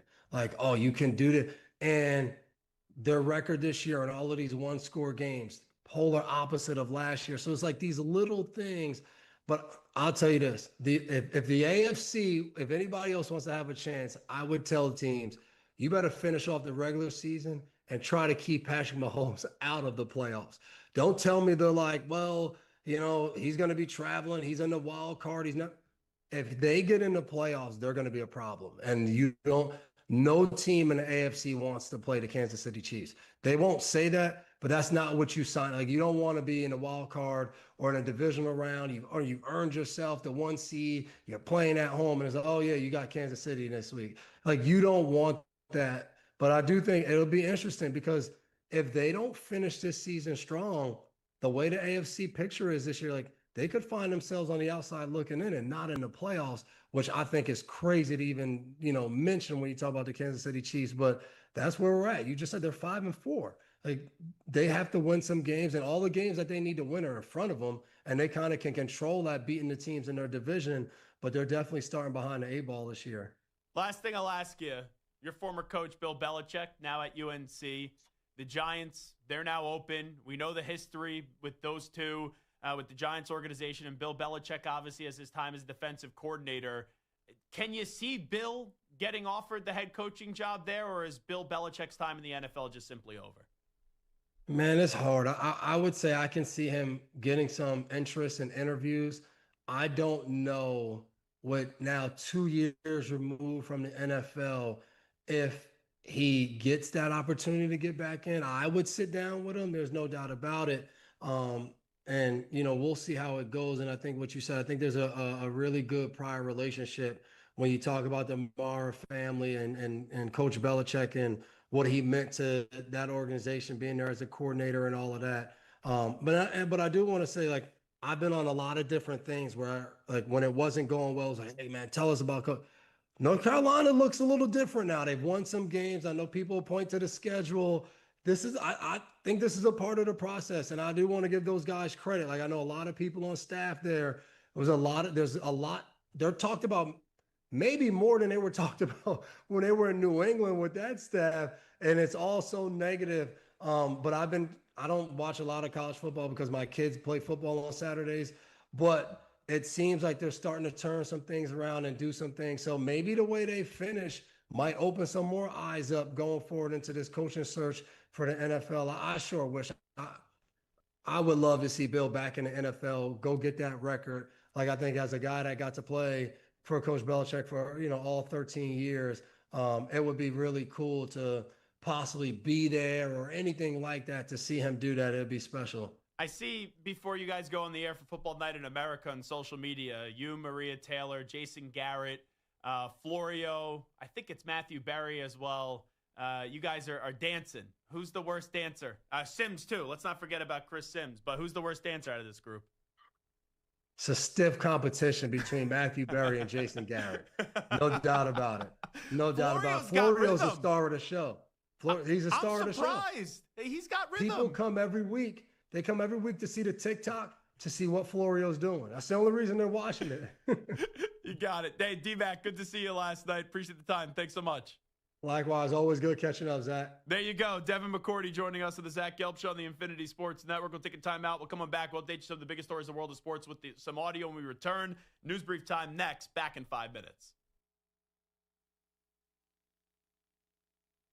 You're in a 5-minute break.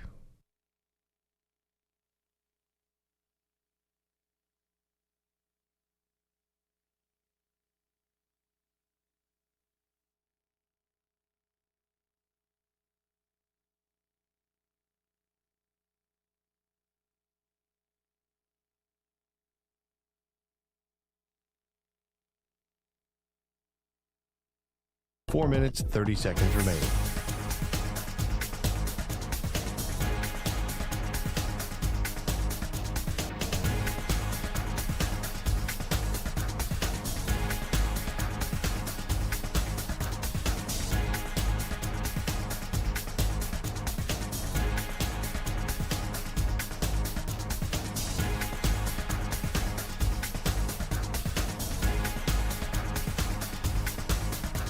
Four minutes remaining.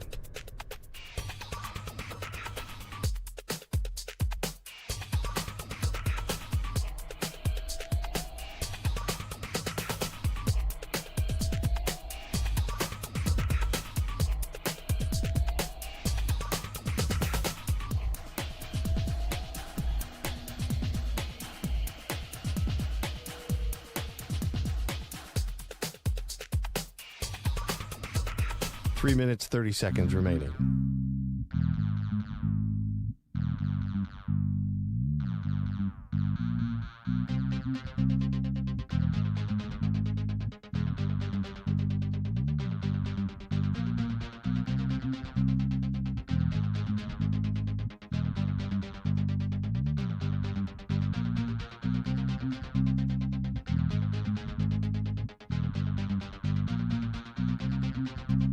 Three minutes remaining.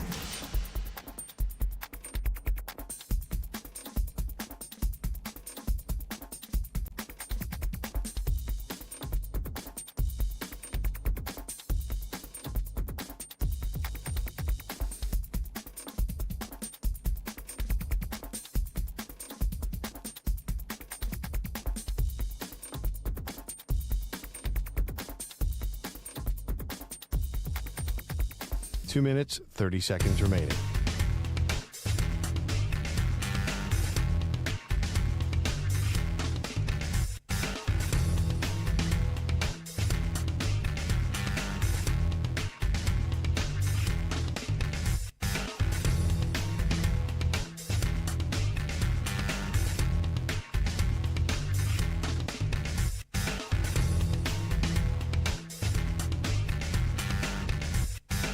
2 minutes remaining.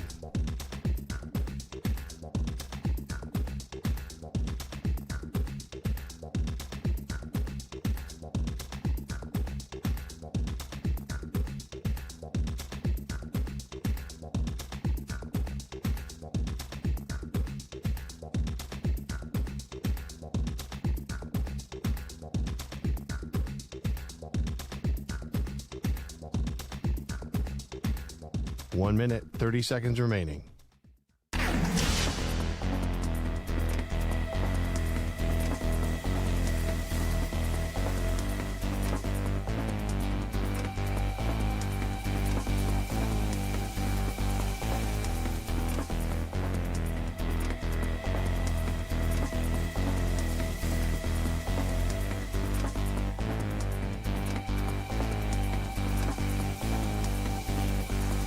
One minute remaining.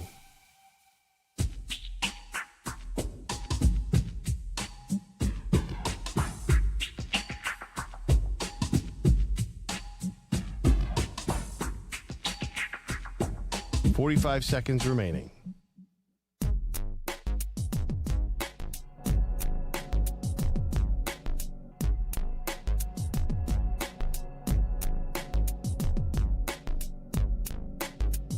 .30 seconds remaining.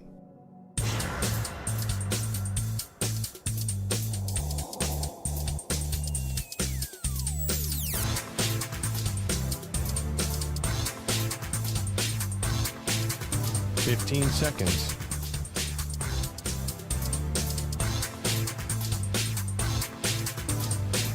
Break ends in 5 seconds.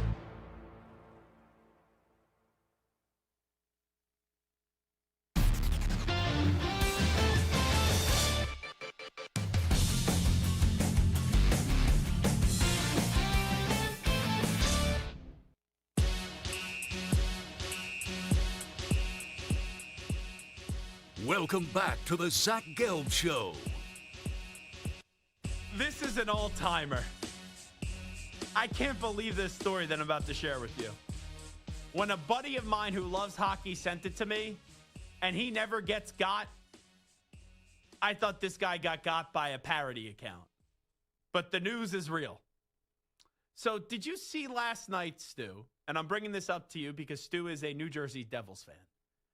Did you see last night that Barstool Sports personality, New Jersey Devils superfan Frank the Tank, for his 50th birthday, the Devils surprised him, and they did a team dinner with Frank the Tank. Oh, how about that? Right? Yeah. Isn't that pretty cool? He's a big Devils fan. He loves the Devils. Yes. He sits there at the games. When they don't win, he loses his mind. You know, I remember a few years ago when the Rangers played the Devils in the playoffs, the Devils ended up coming on back. But when they were down 2-0 and they lost both those games in New Jersey, someone got a video of Frank walking out of the stadium, and he just looked so sad. It was the saddest walk I've ever seen. And then they came on back, and even though I wanted to see my Rangers win, I like Frank the Tank, and that was the only positive in that is because Frank was happy, right? And Frank's a good dude. I know he yells a lot about the teams, but that's why we love him. He's always right about our Mets, which is just a disaster. But anyway, it was Frank the Tank's 50th birthday yesterday. And for his 50th birthday, one of the many things that they're doing is they got him a surprise team dinner with the Devils, right? Cool thing. Very nice, yes. I'm laughing, and I shouldn't be laughing about this because this is where it's going to take a turn. I said to Stu during the break, did you see the Jack Hughes news?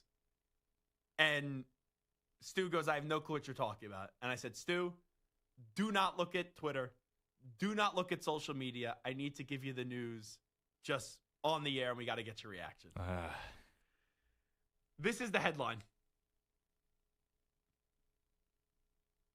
Devils Jack Hughes, sideline. What do you think he's sidelined? He's at a team dinner. What do you think he's sidelined for? Oh, food poisoning? That's what I would think, Yes. right? No. Silent after cutting hand at team dinner. Oh, my God. This is from Elliot Friedman. And it's funny because it's Frank the Tank's 50th birthday. He is a Devils super fan. The team does something nice. They surprise him. Surprise! Happy 50th birthday, Frank. And now the Devils star, Jack Hughes, is sidelined after an incident at this dinner because he cut his hand at a team dinner. Now, Jack Hughes is young. How young? He's like 20? I was going to say, yeah, early 20s. Yeah, he's early 20s. Jeez. No one taught him how to cut a steak? Oh, my gosh. It's an incredibly unfortunate story, but word came Friday from Elliot Freeman that Jack Hughes suffered a hand injury while at a team dinner Thursday night. Exact details are unknown at this time, but it's believed he slipped and cut his hand in what multiple sources are calling a fluke accident. He is not expected to play Saturday against Washington, but the exact timeline is not yet known. Hughes was off to a fantastic start with 10 goals and 20 points in 17 games for the 12-4-1 Devils, who lead the Metropolitan Division. He had 2 assists during Wednesday's 4-3 overtime victory in Chicago. One of the best games played in the NHL this season. More details as they become available, but it's something Hughes, the Devils, and Team USA are hoping is not a serious scenario. Thanks a lot, Frank the Tank. No, don't do that to Frank. It's his 50th birthday. Thanks a lot to Hughes' parents, who didn't teach him how to cut steak as a kid. Oh, my God. Like, I'm going to a birthday dinner tonight. And could you imagine if I call out Monday, hey, Stu, I was at a dinner on Friday, and I was cutting, a piece of steak, and the knife slipped out of my hand, and I cut my hand, and now I'm going to be out for a few days. Oh, my God. Is there anything more Frank the Tank than that? Definitely not. Where the guy just wants to see his teams do well. His team is doing so well right now. Right? You know how special of a night that was?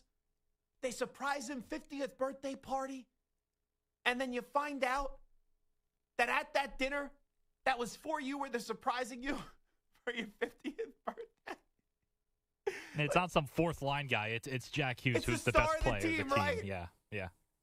That he, I guess, sliced his hands open at the dinner. Had a little accident. Now, I'm going to go to Frank the Tank's Twitter. Because here's my question. Did Frank know about this last night? Like, are they at the dinner and they knew? I don't think they would have publicized the dinner that much if they knew about it. All righty, let's see. I'm going to Frank's Twitter right now. He had no clue. He has a quote tweet. It says, "What the F?" It says, "Are you effing kidding me?" Frank the Tank, 19 minutes ago on Twitter. Oh, my God. What do you think happened there? You think they actually were just, you remember that old Peyton Manning commercial? Cut that meat. Cut that meat. You think they were just cutting meat and the knife slipped? Or is there something more to this story? I mean, I hope it is just the, inability to cut the food properly and a little slippage. And this is coming off a Devils win, right? Yeah, they won in overtime. Yeah. Against Chicago. Chicago, the other day. Yep. So it can't be Frank got upset at Jack Hughes for doing something. No. Oh, my God. Could you imagine, Stu? Who's your favorite team? Oh, well, you got to give me soccer. Aside from that, I'll say the Raiders. Okay, could you imagine the Raiders were actually good? No, I know. None of this is realistic. But could you imagine, Stu, let's say, how old are you? 33? 34. Let's say for your 35th birthday, Angie somehow arranges dinner, Stu and the Raiders. They surprise Stu. Surprise! Little Stu surprise for a 35th birthday. You're at Piero's in Las Vegas. Stu's sitting down, right? It's with the team. You got Geno Smith. You got Ashton Genty. You got Brock Bowers. You got Max Crosby. Right? You're there. You're with the guys. You're with Pete Carroll. He even came for a 7 or 8 p.m. dinner, even though it's way past his bedtime. Chip Kelly's even having a smile on his face. He would not be invited. Yeah. Oh, luckily Christian Wilkins wasn't invited to that dinner. He may be tickling your toes or something like that. Whatever happened to him? That guy, Christian, that story was like a big deal, all those allegations, and we haven't heard from him since. But anyway, could you imagine? Angie surprises you at this dinner. The Raiders are there. And then you find out after the meal, right? You think it's a wonderful night. It's all over social media. Wow, the Raiders surprise Stu. Bam. Max Crosby going to miss the game, slice his thumb open while he was cutting up a piece of veal parmesan. Oh, my God. So at Frank the Tank's 50th birthday party, the Devils surprise him, and now Jack Hughes is injured because he had a little cut incident there at the birthday party while he was trying to cut into a piece of steak. Oh, my God. Only teams Frank the Tank root for. And the only thing that would make this story better is if it was the Mets. I say that as a Met fan. That's a Met injury. The Devils, they usually get good luck. Oh, my God. I feel bad for him. Oh, I really feel bad for Frank the Tank. That is one of the craziest stories I've ever read. What's such a bizarre story, too. All righty. We will take a time out of here on the Zach Gelb Show on the Infinity Sports Network. When we come on back, what is the future of Lane Kiffin and Matt LaFleur? And also, which college football coach could we see head to the NFL potentially this winter? We'll get into that when we come on back. We'll do the news brief at some time. Update time first. Here is the Act Man, Rich Ackerman. Infinity Sports Network Sports Flash. And it's brought to you by Progressive Commercial Insurance, who protects small businesses with affordable coverage options. Quote today at progressivecommercial.com. The Knicks and Pistons staged a great first-round matchup last year. Both are off and running this year. Detroit has won 8 in a row and looks to extend the streak against the Sixers tonight. Pistons lead the East. The Knicks right behind them at 7-4 and take on the Heat, but will be without Jalen Brunson. Their captain is day-to-day with a sprained ankle. It's the first big test for new head coach Mike Brown. We're a no-excuse team, and if we're a no-excuse team, we got to go play the right way as best we can and not lay the blame anyplace else except square on us. The Warriors and Spurs meet again in San Antonio after Golden State took the front part of the back-to-back series. Lamar Jackson's knee is good. He'll play Sunday when the Ravens take on the Browns in Cleveland. The Bills' Dalton Kincaid will sit against the Bucs because of a hamstring injury, while the Giants will be without receiver Darius Slayton and pass rusher Kayvon Thibodeau. Isaiah Pacheco's knee is going to keep him out for the Chiefs this weekend. I'm Rich Ackerman. The Infinity Sports Network is on your smart speaker. All you have to say is, play Infinity Sports Network.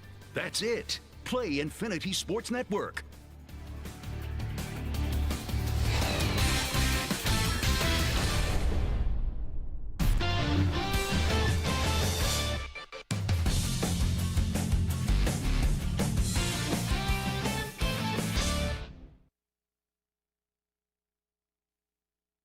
You're in a 5-minute break.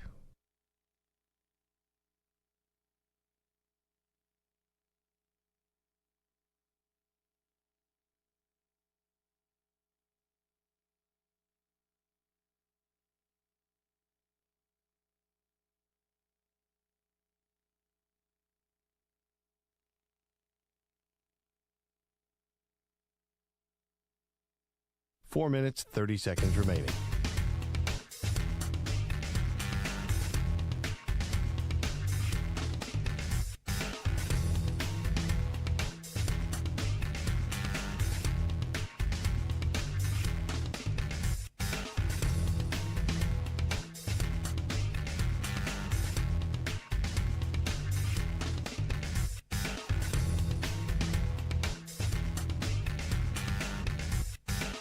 Four minutes remaining.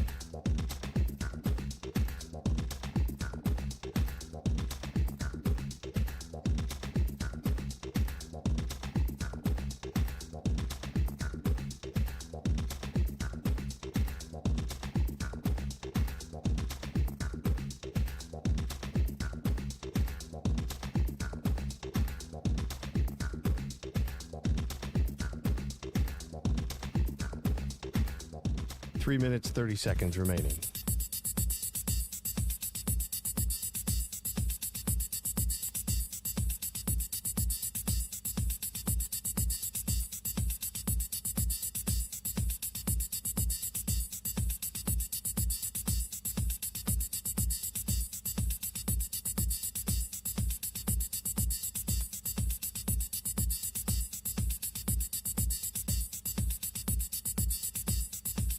Three minutes remaining.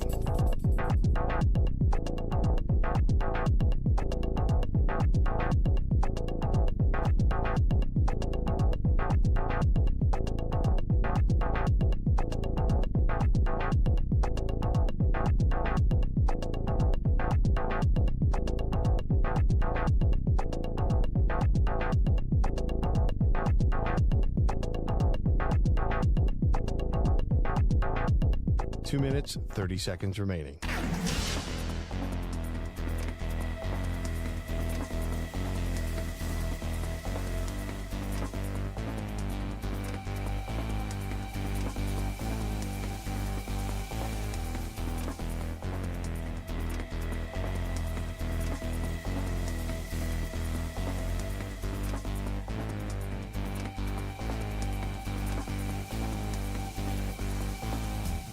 Two minutes remaining.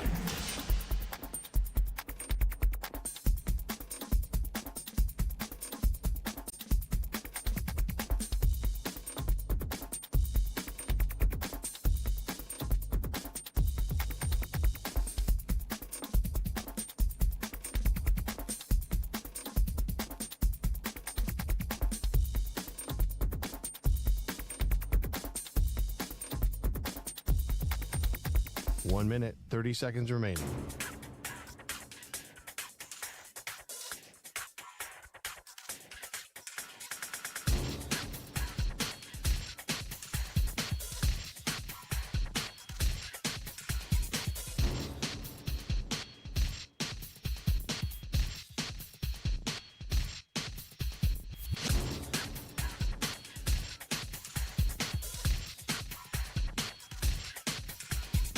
One minute remaining.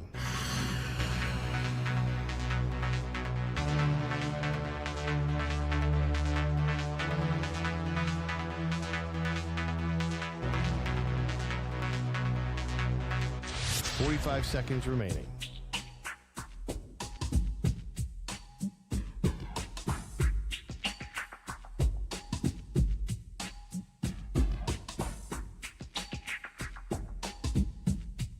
Thirty seconds remaining.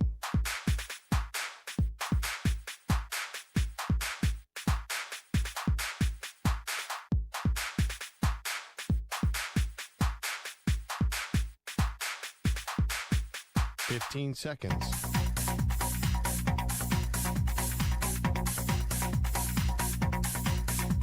Break ends in 5 seconds.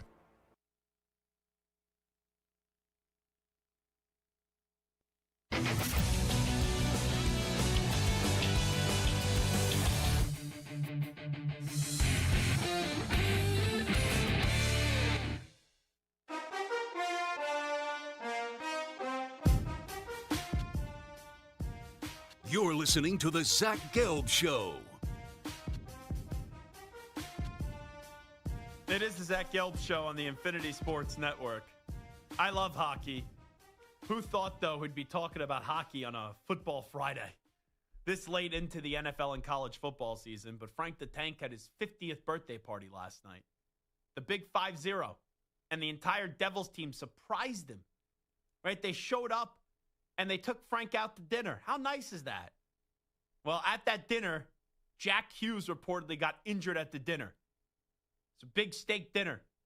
And he suffered a hand injury at the dinner. The Devils have released an official statement. Jack Hughes is out with a non-hockey hand injury. He's being evaluated, and we will provide an update as available. That's really something. All right, we'll get back to some of the college football in just a bit. 888-710-4ISN, 888-710-4476. There's a really good article today in The Athletic. It was New York Times, I think, which also is part of The Athletic. It's so confusing now. But that was with Ralph Russo and Bruce Feldman, I believe. So we'll get into that in just a second.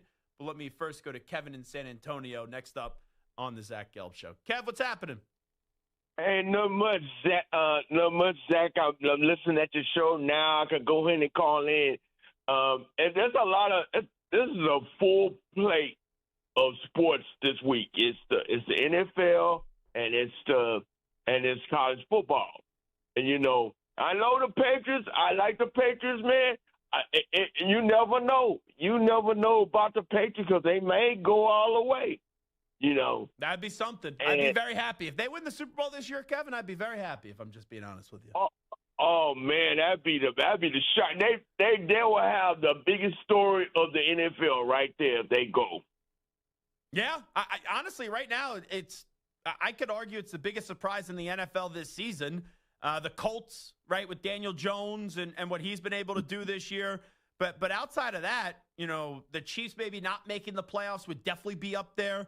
Those are some of the biggest surprises of the season, because outside of that, it's like, okay, the Seahawks they're good. They're very good. I wouldn't say it's stunning. But yeah, it's either the Patriots or the Colts are the biggest surprise in a positive way for the NFL this year. And then in a negative way, it would be if the Chiefs missed the playoffs. But let's see if the Chiefs actually missed the playoffs first. Okay, yeah, because the Chiefs, I think their run is about to be over. It's time for somebody else to step up. Yeah, I would say, okay, that's fine with me. And yeah, sure, someone better step up. But the last few years we've heard Kansas City's been vulnerable. And even with that being said, they've still been in the Super Bowl the last 3 years. So until someone takes them out in the AFC, I still think Kansas City's going to be a major player. Now, with that being said, let's see if they make the postseason. Because McCourty even said it, Devin McCourty, when he joined us earlier, if they're in, no one's going to want to play them. But if they're not in, then yeah, obviously they can't find the way to get to the Super Bowl this year. So it's going to be interesting. It's a good game this weekend up against the Broncos with them. Yeah, and also I think Kansas City, the Chiefs are playing possum. They all right, but when it comes to the playoffs, it's a different story. Especially with that quarterback, there's no doubt about it. Kevin, appreciate it as always, Kevin in San Antonio. I was reading an article today, I believe it's with the New York Times. While it's still unclear, talking about Lane Kiffin, what Lane Kiffin will do, industry sources say the situation in Oxford seems less volatile than in 2022. Lines of communication are good between Kiffin and the administration. Kiffin's family and his younger brother, Chris's family, have all settled in Oxford. Chris Kiffin is in his 7th year on the staff with the Rebels currently as an analyst. Lane Kiffin's son, Knox, is a sophomore quarterback at Oxford High School. The Rebels have an open date after playing Florida and before the season finale at Mississippi State. Open dates late in the season can be a great time to get contract extensions done and announced. That timeline would certainly work for Ole Miss. This situation seems to be trending in a positive direction for Rebels fans who would like to keep their coach. But one note of caution, one industry source said there's at least a modicum of interest in Kiffin among decision makers with the Tennessee Titans. So, Stu, let me ask you this. When you look at Lane Kiffin and his future, do you think, before you tell me how we get there, just yes or no, do you think Lane Kiffin is going to be back in Oxford next season and he's going to be back with Ole Miss? I do not think he'll be back at Ole Miss next year. Okay. I'm 50-50 on it. I really am. If you put a gun to my head, I'm actually going to say he stays. But if he leaves, where do you think he's leaving to? Should we seriously monitor this whole report about maybe the Tennessee Titans, they have interest in Lane Kiffin? You know, could he be, like, we're all thinking if Lane leaves, it's for LSU, right? Could he be leaving for the NFL? That's your guy, former Raiders coach, by the way. Yeah. that did not go well, but get the PowerPoints ready. I think the NFL's a possibility. I would say maybe 15%, 20%. I do think it's LSU, though. That would be my guess. If I had to be right, I'd say Lane Kiffin is the LSU head coach next season. Okay, let's replay this. This was Josh Pate on the Colin Cowherd podcast. Could Lane Kiffin go to the NFL? Here's Josh Pate. I think he is. I think several of them are. I think there's some names considering the NFL that would totally and completely put jaws on the ground if the names ever got public. You've got the Oakland Raiders chapter in his past. You don't think he wants to make good on that? Dude, I'm a believer. Saban never did it. I'm a believer he wanted to make good on the Miami Dolphins part. Didn't like all of the other extracurricular that comes along with the NFL relative to college. But yeah, I think he would consider it. I think they actively consider it all the time. Man, there's a lot of smoke now laying to the NFL. Little speculation there from Pate. And then in the New York Times, Tennessee could be interested. Tennessee Titans. I still think Lane's going to stay in college. And I believe he's either going to be at Ole Miss or he's going to be at LSU next year. Now, Florida can't be dismissed, and they do play Florida this weekend. And in this entire situation, we know his affinity for Steve Spurrier.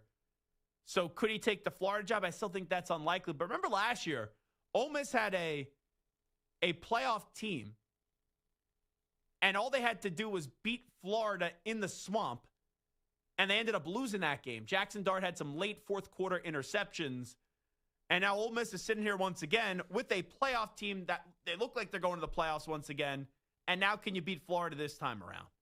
And Ole Miss is sitting there at 9-1. They only got 2 games left, so just win one of these last 2, and they should be both Florida and Mississippi State, but just win one of these next 2, and you're going to the college football playoff as you will have an 11, or at worst case scenario, you have a 10-2 record, even if you lose one of these games. It would be such a gag job by Ole Miss if they lose both of these games. To Florida, who's 3-6, and then Mississippi State, who's improved this year, sitting in at 5-5, but they've won 1 game since like the first 3 or 4 weeks of the season. All righty, let's speculate about another coach, and then we'll get back into this Penn State search. Here is Matt LaFleur.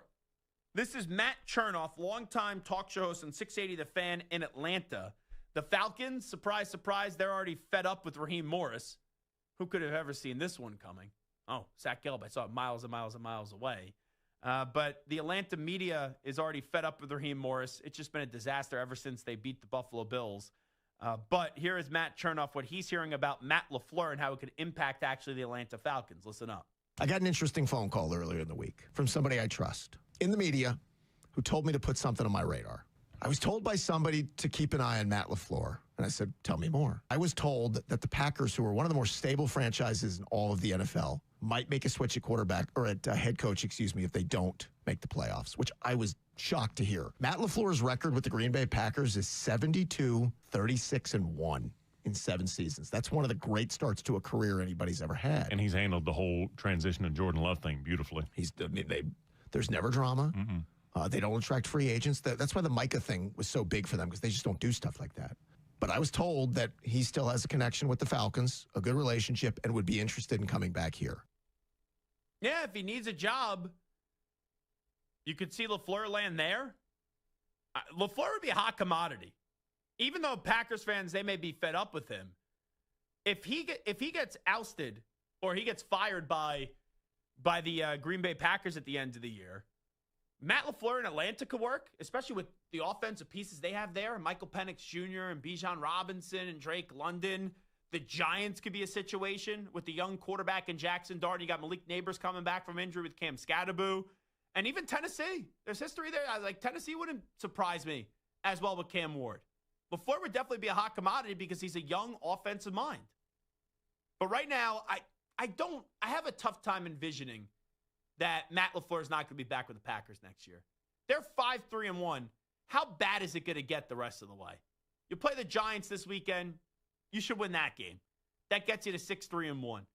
And then after that, you play Minnesota, the Lions, the Bears, the Broncos, the Bears, the Ravens, the Vikings. So it's a tough end to the season. Don't get me wrong.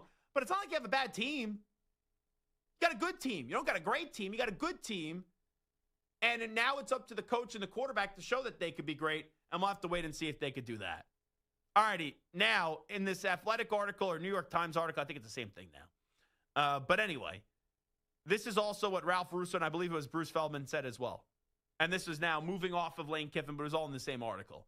We've heard Penn State is exploring a lot of options, including Georgia Tech's Brent Key and James Madison's Bob Chesney. Only 2 seasons removed from coaching at FCS Holy Cross, the 48-year-old Chesney is viewed inside the coaching world as someone with big upside. So, you had Brent Key the other day, said, slice me open and see what colors I bleed, basically indicating that he's not leaving Georgia Tech. But there's one thing to say that and also one thing to say. Bob Chesney, it's an interesting name. I don't maybe you're trying to go the Signetti route and that quick ascension. I don't think it would be a horrible hire for Penn State whatsoever. Now, also in this article, industry sources have also said Penn State has vetted some top assistants such as Oregon's Will Stein and Ohio State's Brian Hartline. Another name to know is former Northwestern coach Pat Fitzgerald, who we hear has some strong supporters in Happy Valley. Fitzgerald was fired after an investigation found hazing in his program, but he recently settled a $130 million wrongful termination lawsuit with the school. Fitzgerald won more and more consistently at Northwestern than any coach in decades. The former Wildcats linebacker led his alma mater to 3 10-win seasons and only its second top 10 finish in 75 years in 2020. On the downside, his 7-2 record in 2020 was surrounded by 3 seasons in which His team went 3-24 in Big Ten play and 7-29 overall. Fitzgerald would also seem to be a good personality fit with Penn State athletic director, Penn State's athletic director Pat Kraft, himself a former Big Ten linebacker at Indiana. I could see Pat Kraft and Pat Fitzgerald heading it off. I'm not going to rule it out and say that he won't be the hire. I think a few people are going to have to say no before the job would be offered to Pat Fitzgerald. Now, also on Chesney, going back to him, according to this article, he's also drawing interest in Virginia Tech, but the school has been primarily focused on trying to land former Penn State head coach James Franklin, who is highly motivated to jump back in, while also waiting to see what other jobs open. The situation at Florida State with Mike Norvell is trying to close strong, where Mike Norvell is trying to close strong and give his bosses a reason to save $55 million on his buyout could influence Franklin's next move. Industry sources indicate that Virginia Tech seems ready to move on from waiting for Franklin. It is the worst-kept secret in America that Virginia Tech wants James Franklin. Worst-kept secret. Now, James Franklin knows he probably has them in his back pocket. If I'm James Franklin, I don't fault you for waiting to see what's going to happen at Florida State. But doesn't Florida State have to give him some indication at this point? I don't think Norvell's going to be back. I know the money is massive, $55 million in buyout. But with the AD saying, hey, we're going to reevaluate this at the end of the season, you haven't had enough boosters that called in yet to assure you and give you enough assurance you guys are going to get close to getting to that $55 million. But it wouldn't surprise me if James Franklin takes the job at Florida State. In the ACC, you could run that potentially. You know, if you're considering going to the ACC at Virginia Tech, the resources at Florida State are better. Now, also in the Penn State search, according to this article in the New York Times, one wild card in the mix is former New York Giants head coach Brian Daboll, who was the offensive coordinator at Alabama in 2017 and helped lead the Tide to a national title. The 50-year-old is believed to have an interest in the job and is expected to get some consideration in Happy Valley. I don't know how much Brian Daboll's actually going to get considered for the job. I think because, right, he gets fired, he goes out there in the Penn State sweatshirt. I think his son or something was on the equipment staff or something like that. I forget the specifics. I did some digging on that a little bit today. And some of the things that I were told were basically like, oh, it's a nice story. I would be very surprised, just with people that I've talked to. I'd be very surprised if we have a press conference in a few weeks and Brian Daboll is announced as the next head coach at Penn State. That's all I'm going to say on that front. All righty, Zach Gelb Show, Infinity Sports Network. We will take a timeout. When we come on back, we will do a little this QB or that QB. That is the question. We will do some quarterback matchups for this weekend in the National Football League and college football. And for this week and this week only, which quarterback would I prefer out of the matchup that is at hand for us? All righty, 888-710-4ISN, 888-710-4476 is the number to jump on board. You can always follow the show on Twitter and Instagram at Zach Gelb. That's ZACHGELB. And you can also follow us on TikTok at The Zach Gelb Show.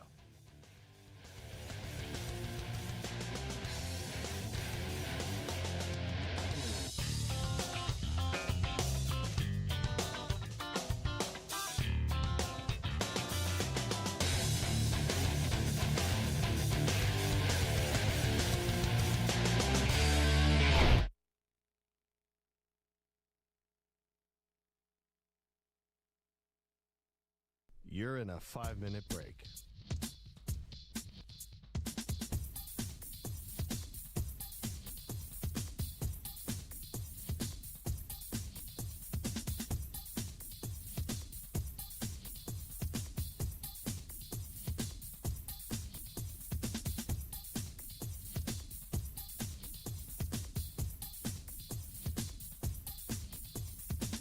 Four minutes, 30 seconds remaining.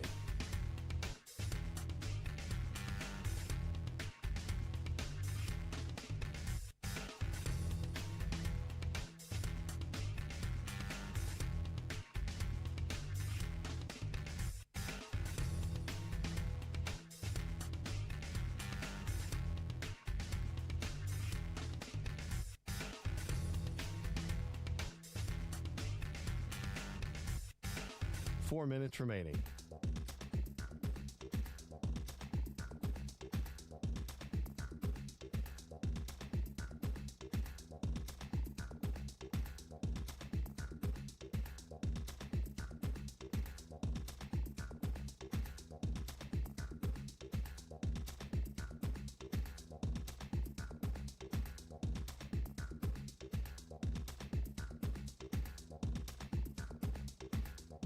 3 minutes, 30 seconds remaining.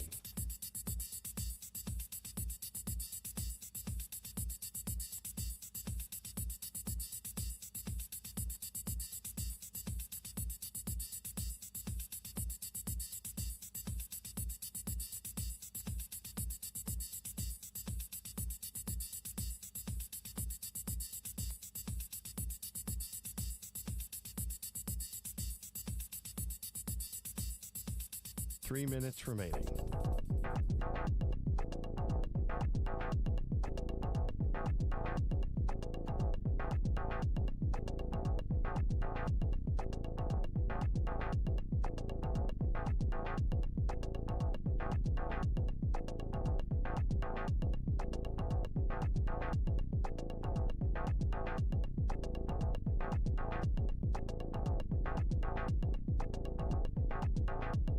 Two minutes, 30 seconds remaining.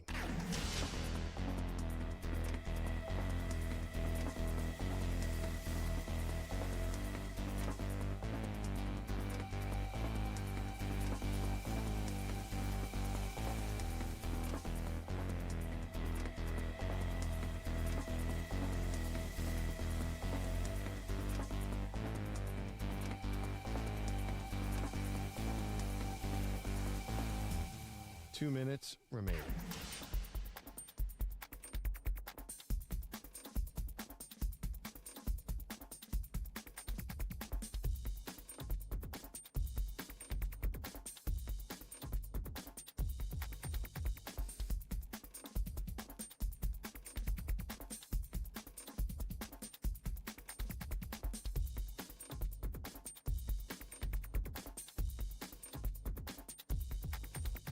One minute, 30 seconds remaining.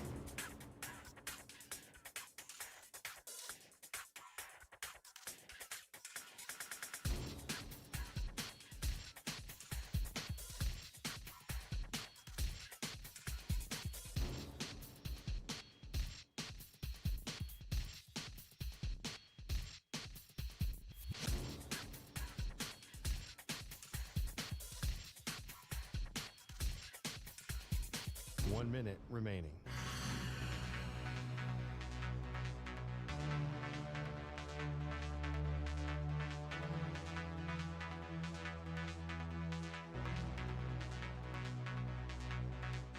Forty-five seconds remaining.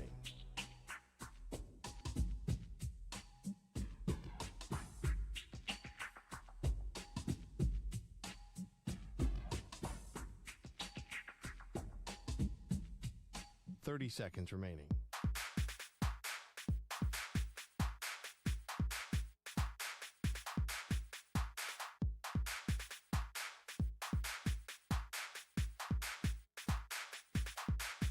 Fifteen seconds.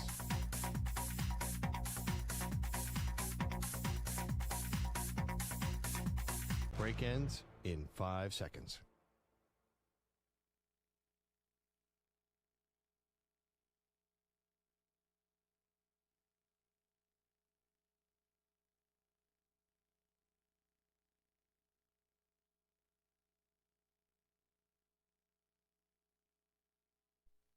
To infinity and beyond. He's live. He's nationwide. This is the Zach Gelb Show.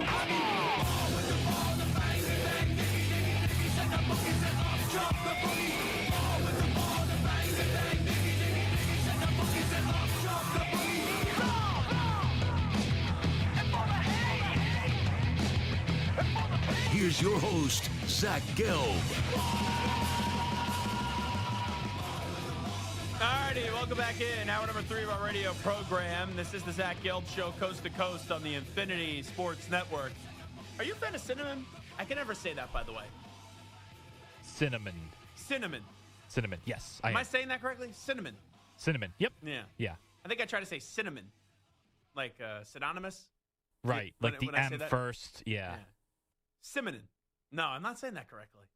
Say it. Say it one more time. Now I can't say it. Scarpacci, save us here. Cinnamon. Cinnamon. Cinnamon. Cinnamon. The N I think and then so. the M. Cinnamon. So I had a cinnamon chip Yeah. Right? That sound okay? It doesn't sound right. For some reason, whenever I say that word cinnamon, just in my brain, it's basically saying, you big fat dope. You're not saying it correctly. But Anthony Gallo talking about a big fat dope. All right, I'll be clipping that later. I felt really bad, by the way. We're walking out of the studio together last week, and he's on the phone with his girlfriend. And his girlfriend is on him for his weight. And I always compliment Anthony. I actually think he looks pretty damn good for as good as he can look. And I sit there while Stu just like slams his buddy Gallo, and Hickey slams Gallo too. And I see he's on the phone with his girlfriend, and I go, "Hey Gallo, put the double bacon cheeseburger down with the extra blue cheese. Put the wings down. Put the brownie sundae, fudge brownie sundae down." And his girlfriend just starts laughing. Gallo told me that they were having a little debate about something, and I eased the tension between the two of them because she started laughing over that. So I thought I felt bad about it. I said, I walked up to him. I go, "Hey, I was just messing around with you the other day. I just know that, conversations that you tell me that I'm the only one that actually gives you compliments these days, and your girlfriend wants you to lose a few pounds." I think she calls him Tubbs, actually, which is not nice. It's not nice at all. Not nice at all, but didn't we had this conversation once where she calls him Tubbs. So I just thought it'd be like a little bit funny to say that. He goes, "Actually, you provided a moment of levity. We were having a little bit of a conversation, and there was like a little bit of a minor argument, nothing crazy, nothing to worry about. Our guy Anthony's nowhere close to getting broken up with." And he goes, "You provided a little humor in the situation," and then we were all good after that. So I'm glad I could do that. But anyway, Gallo gave me a cinnamon chip. I'm not a big fan of cinnamon. I can't say it. I just can't say it. I'm just taking cinnamon. Gallo on that one. Cinnamon. I'm not a big fan of it, but I thought the chip was actually good. Do you like cinnamon? I do, yeah, especially on treats and, usually more sweeter things. I don't know if I like it on a chip, but yeah. A cinnamon roll, I think, would be good. Very, yes. Like Stu does some activities on Friday night. You got to sit down on a couch, feeling a little nicey on that couch, a little toasty. Yeah, cinnamon roll would be good. Scarpacci, you like cinnamon? Yeah, Stu actually had to watch me eat yesterday. I had cinnamon bites with ice cream and icing with it. Wait. I ordered DoorDash, and I was like, this looks pretty good. Take a time out. You were here yesterday? Yeah. Doing this show? Yeah. Oh, because I was out. I was like, I don't even remember you being here. Who was in for me yesterday? I don't even remember. Sean Levine. Okay, Sean Levine, the sports machine, Sean Levine. So he was in. And during a show from 3 to 6 p.m. Eastern it was time? the previous show, Rich Eisen's.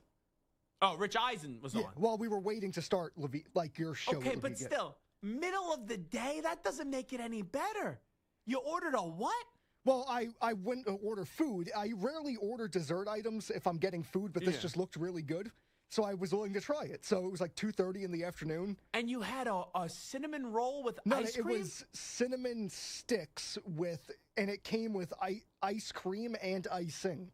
From like where? Any Ants? It was called I forgot the name of the place, 8-Bit Bites or something like that. I got like a double cheeseburger, some chicken tenders, tater tots. I'm talking about being fat. Wait, no, I'm just how'd you do the show? You had a double cheeseburger. Yep. Some cinnamon bites with ice cream and then icing. Yep. And what? Tater tots, and it was chicken tenders with mozzarella cheese inside. Never tried it. It was really good. Oh my! There was a lot going on in here, Zach. There was a lot happening. I finished it today though, because I. Hey Stu, was he a little silent but deadly? Not anymore than Santa usually is. Were there some? Oh really? Santa farts a lot? Oh my God! I didn't know that. Multiple times during the show. That's actually true. Oh my God! How did you press the buttons the rest of the day? How are you up? I'd be in a coma, a food coma. That's like Thanksgiving. It sounds like. I worked it off. I had bowling at night. My bowling teammates call me Humpty Dumpty. You worked it off. You had. What did you work off? You walked bowling up from 3 games is the equivalent of walking a mile. Stop. And again, it's not like when you think of going bowling where you're eating and drinking. You waddled over to the lane. You put the funky shoes on. You picked up the bowling ball. You took 4 steps, rolled. 5 steps, actually. 5 and a half. It's a 5-step I'll give you approach. 10. You roll, then you walk back, you sit down, and then you do that again like another 3 minutes later. Oh, my God. That's with a 15-pound ball. Scarpa, you know what? My mother just texted me. She's not going to be happy. I didn't even look at this text. I have no clue what this is about. If my mother's listening, she wrote, yuck. The food, she doesn't know who you are. The food that young man consumed is repulsive. That's for Mama Gelb. Oh, my God. Those aren't like Bob Gelb's meatballs. Oh, those are good Those meatballs. Are good. Those are good. Bob food. Gelb does make some good meatballs, and it's lasagna season is upon us with it being Thanksgiving. I shot 605. Maybe I should do it more often. What do you mean you shot 605? Over 3 games. Are you doing bowling terms with us? Is that what? I have no clue what this means. I had a 200, 224, 181, a 605 over 3 games. Isn't it out of 300? One game is out of 300. Okay, so what did you shoot in one game? My highest game was the second, 224. Oh, that's not bad. That's pretty good. Bumpers up? No. Oh, okay. Did you bowl in high school? Yeah. And now you bowl all the time now? I stopped for like many years, and then this is my first league So it's a competitive league? Oh, yeah. But is it like a men's league or something like that? Women are in it too, but it's mostly men, I guess. But like you guys are like, it's not that competitive. You guys are having a good, like you drinking beer and stuff like that? No, it's a competitive league for big time money. So you're not and eating. My team's in second place. So you're not eating there? No. Oh, okay. I didn't know if you then scarfed down like a slice of pizza and then like a large Coke or something like that. It's a sporting event. I'm locked in on the sport. How did you not throw up after eating all that and then you go bowling? And seriously, how'd you not yak? Probably running through Penn Station to make the train to make sure I made bowling on time. I almost took out half of New York City running through Penn Station to make the train. Yeah, with your farts. It wasn't because you were running. Let's be real. You ate enough that could have fed an entire family. Well, I didn't finish it yesterday. I finished it today. I left it here because I knew I was going to be back today. Wait. Hold on. You ordered a double cheeseburger, these cinnamon pretzel bites with ice cream, tater tots. Am I missing anything else? The chicken tenders with mozzarella. Chicken tenders, and you left them in the fridge here? Yeah, it was just one day. Here? Oh, and then you ate it the next day. Did you heat that stuff up? Yeah. When did you eat that? Probably 1:30. Oh my God! How are you alive? How are you up? I'd be knocked out for a week and a half. Oh my God! This is some segment. All righty, let's do this QB or that QB. Maybe we'll do Scarpacci food items today. Stu, would you rather prefer the double cheeseburger, or would you rather have the chicken tenders for today and only today? Ooh, double cheeseburger. Give me that. Double cheeseburger sounding pretty. I offered him good. some of the churro sticks. He wasn't having it though. Oh no. Well, yeah, they old. I'm sorry. No, yesterday I offered. Oh, yesterday. Okay, you didn't want them. I just don't, when I'm here, I don't really like eating food. I don't know. It's weird. Okay. I just have my bar and I go through the day. Gotcha. All righty. Let's get to it right now. My mom just texted me. He's clogging some arteries. Let's do this QB or that QB. Go ahead. All right. Starting in the NFL, you have Bryce Young, who has the Panthers at 5-5 against the second-year quarterback, Michael Penix Jr. I'm going to go Michael Penix Jr. I really don't trust either of these. I just think it's time for him to bounce back and play well. And it feels like the Falcons are due to win a game. So I'll go Michael Penix Jr. All right. How about this matchup between two 6-3 teams? You got Baker Mayfield of the Bucs or Josh Allen with the Bills? This week and this week only. That's right. I'm actually going to go Baker. And I think that's going to surprise a lot of people. There's some chemistry issues right now, it feels like, with Josh Allen and the Buffalo Bills. And he looks frustrated. Baker, I understand that he has the walking wounded, right? With Mike Evans out, Chris Godwin out, Bucky Irving out.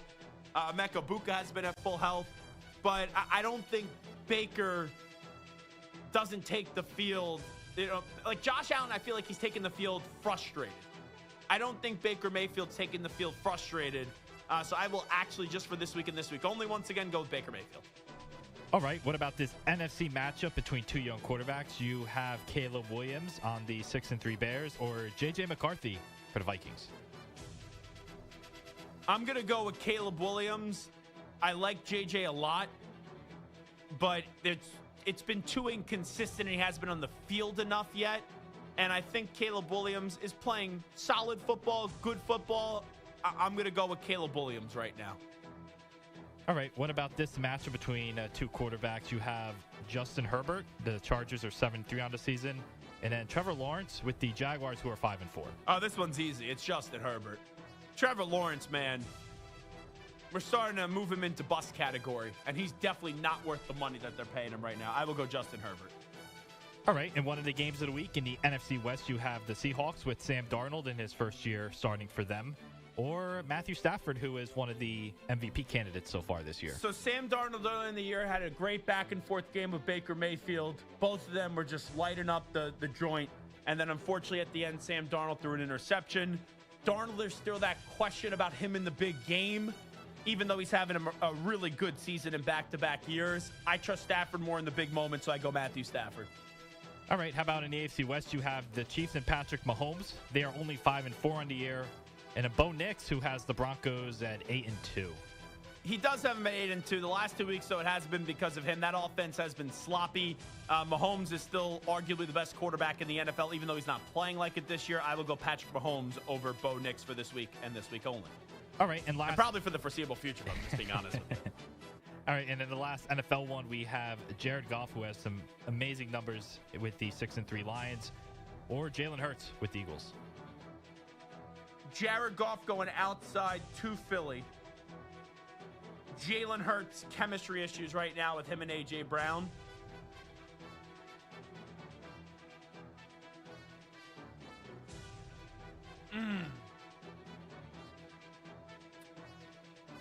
I'm gonna lean Goff on this one. Something seems up with the Eagles right now, so I'll lean Goff. All right, next one. All right, we move on to college football now, and we have a pretty interesting game tonight. Cade Klubnik and the Clemson Tigers going up against Miller Moss and Louisville.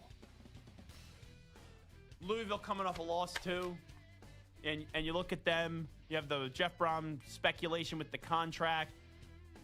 Clemson, Dabo this year, it's been a disaster. That was a bad loss for Louisville up against Cal. I think Miller Moss bounces back. Give me Miller Moss over Cade Klubnik. All right, you have Lenore Sellers, who came into the year as a possible first-round pick for South Carolina, or Marcel Reed, who has Texas A&M at 9-0 on the season. I've been so disappointed with Lenore Sellers. I think his future is fascinating. I don't think he'll go off to the NFL. Does he come back to South Carolina, or will he go elsewhere? I'm going to say Marcel Reed. That dude, I don't think he's getting appreciated enough in the national spotlight with the season that he's having.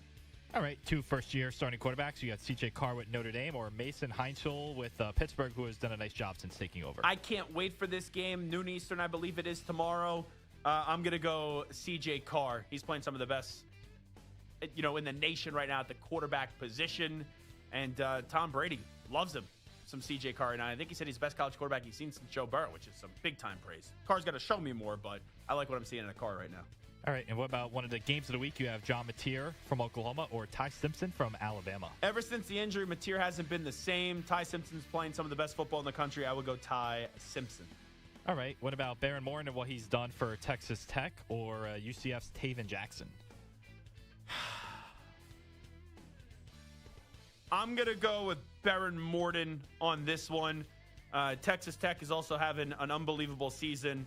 And Taven Jackson has 5 touchdowns to 5 interceptions. I will go with Baron Morton, even though he's been in and out of the lineup. Texas Tech, they had an unbelievable victory last week up against BYU, so give me Baron Morton. All right, what about DJ Lagway, who was benched for Florida last week, but is likely to start this week against Ole Miss and their quarterback, Trinidad Chambliss. Trinidad Chambliss, fire him up for me with Ole Miss. I'm so disappointed that they had the fourth quarter they did a few weeks back up against Georgia, and how they didn't cover that number is still mystifying to me. I loved Ole Miss in that game. I thought they were going to keep with the number, but Trinidad Chambliss, he's been one of the better stories in college football, and DJ Lagway is just so inconsistent if he does start for Florida this week after getting a bench. All right, what about these two quarterbacks in a fun Big 12 matchup? You have Devin Dampier from Utah or Sawyer Robertson from Baylor. I've been really disappointed with Baylor this year. They're 5-4. Aranda's probably to get fired. Sawyer Robertson, though, he's been putting up huge numbers. Where this guy, if Baylor was just winning these games, he would be a Heisman Trophy candidate. 2,800 yards almost on the year, 26 touchdowns to 7 interceptions. Now, Dampier on the other end, when you look at his numbers and what he's been able to do this year, and, he has 15 touchdowns and 5 interceptions, almost 1,600 yards, but then he also adds 5 touchdowns on the ground. It's this week and this week only. I think Utah should win the game, but I'm going to go Sawyer Robertson in this one. I just think he's a better quarterback. All right, and last one, you have Arch Manning in the Texas Longhorns against Gunnar Stockton and 8-1 Georgia. Now, this one's fascinating because Gunnar Stockton just finds a way. Arch has reestablished himself, but now this is such a huge test up against Georgia. I think Arch is going to look like earlier season Arch in this one, where I'm not saying it's going to be as dreadful as it was up against Texas, but do I think that he's going to walk out with the victory and be the hero? I would like to see. I think it would be fun, but I'll trust more of the gamer in Gunnar Stockton that has some more experience just in terms of starts under his belt. When you go back to, actually, Stockton got thrown late into that fold last year, but because he played in those games, I'll go more Stockton. It maybe doesn't have to do with the experience, just the way that he finds a way, as you saw up against Tennessee and other times this year where in terms of Arch, it either feels like it's all or nothing. And there's more of a middle ground there for Gunnar Stockton. So I will go Gunnar Stockton. All righty. That is this QB or that QB. That is the question. We'll take a break. We'll come on back. The host of New York, John Jastremski, to join us on the other side via The Ringer. We will do some NFL picks with JJ next. You're in a 5-minute break.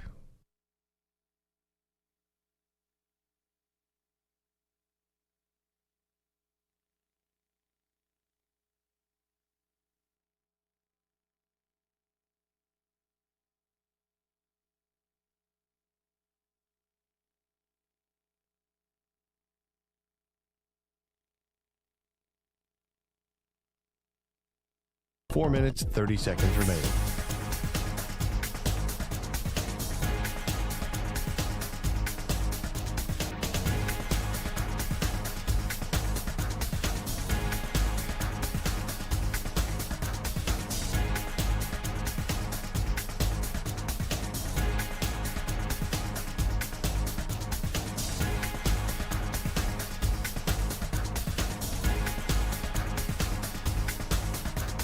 Four minutes remaining.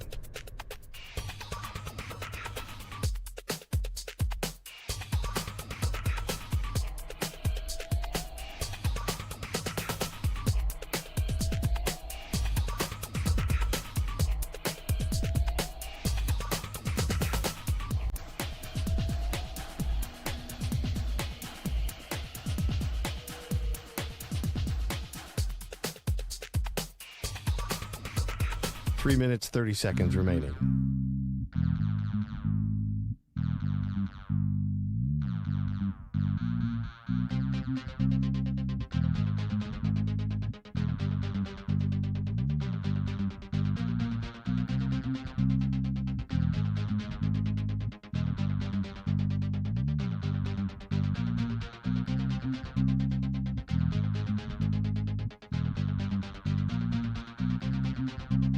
Three minutes remaining.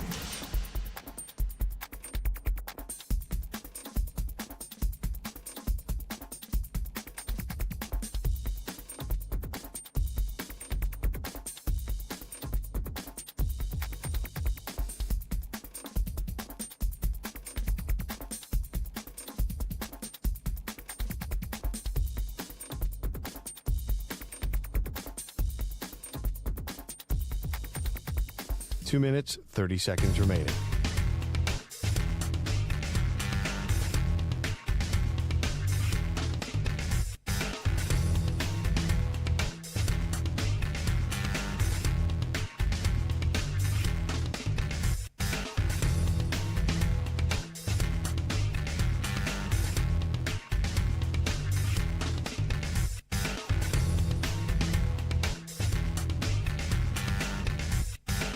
Two minutes remaining.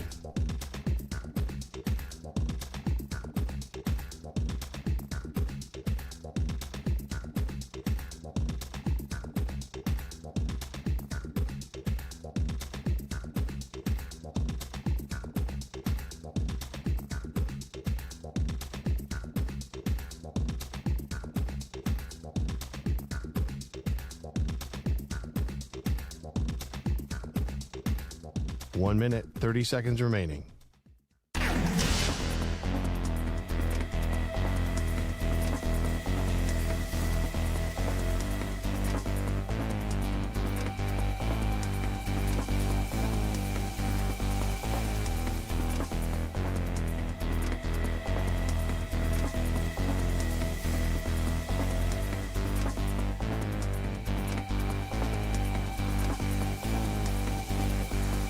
1 minute remaining.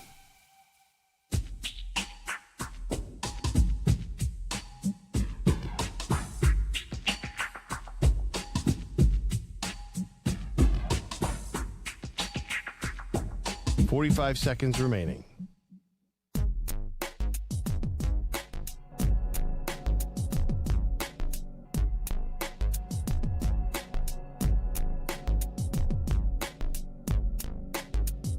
.30 seconds remaining.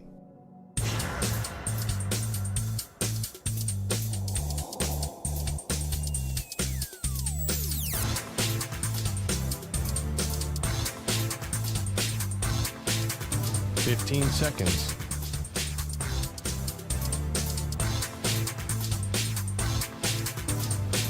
Break ends in 5 seconds.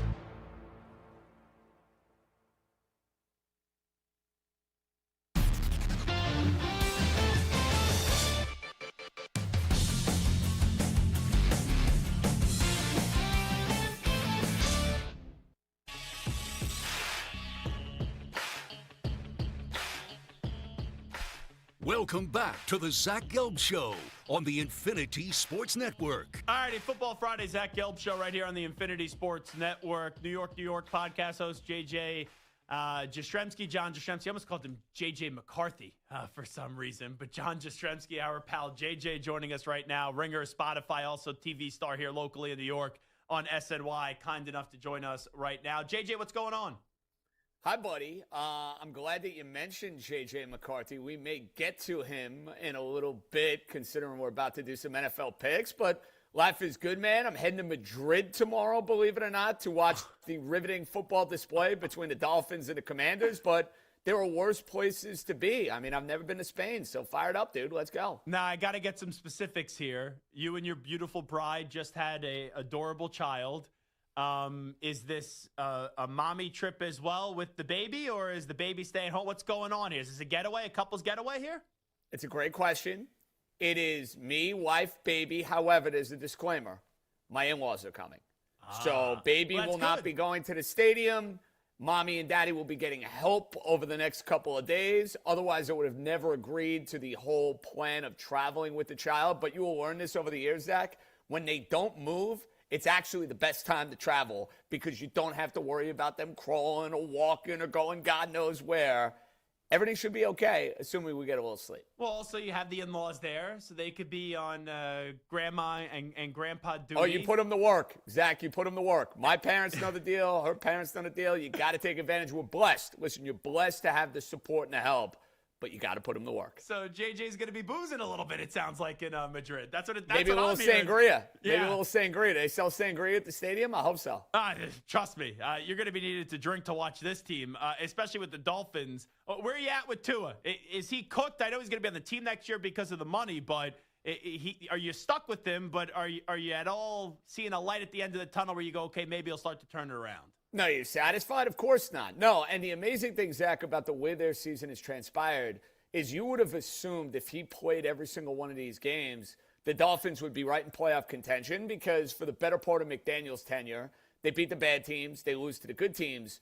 They actually smoked the Buffalo Bills last week. I don't know how in the world that happened, but no, I'm not satisfied with Tua. He's throwing too many interceptions. The mobility is not there. He's not been as accurate. He's turned the ball over way too much. But with that contract, you're basically playing nice for another year. But I'm telling you right now, team is not quit on Mike McDaniel. Do not be surprised, Zach. If they finish the season strong, that's the big disclaimer I'm throwing out there. Don't be shocked if you're sitting there the day after the season and McDaniel is back as Dolphins coach. Do you want him back? Even if they finish the season strong, do you want him back as the head football coach next year? I'm okay with it depending on what they do with general manager. That's what you got to tell me first and foremost. If Champ Kelly, who they brought in and is jacked and looks like a football dude through and through, I mean, you don't want to mess with that guy. If you saw him on the sideline, my goodness, the arms are popping out of the suit, for goodness sakes. He came from outside the organization. You let him make the call, great. They go outside the organization. I want my GM making the call on who the coach is going to be. But I do believe Mike is still a very innovative offensive mind. And look, the talent on the Dolphins is nowhere close to what it was 2 years ago when they won 11 games. It's not. You don't have Tyreek Hill. You've lost a lot of the bodies on defense. And they've been in a lot of these games. The reality for them, though, and it's a harsh one, New England and your team not going anywhere. Buffalo has Josh Allen.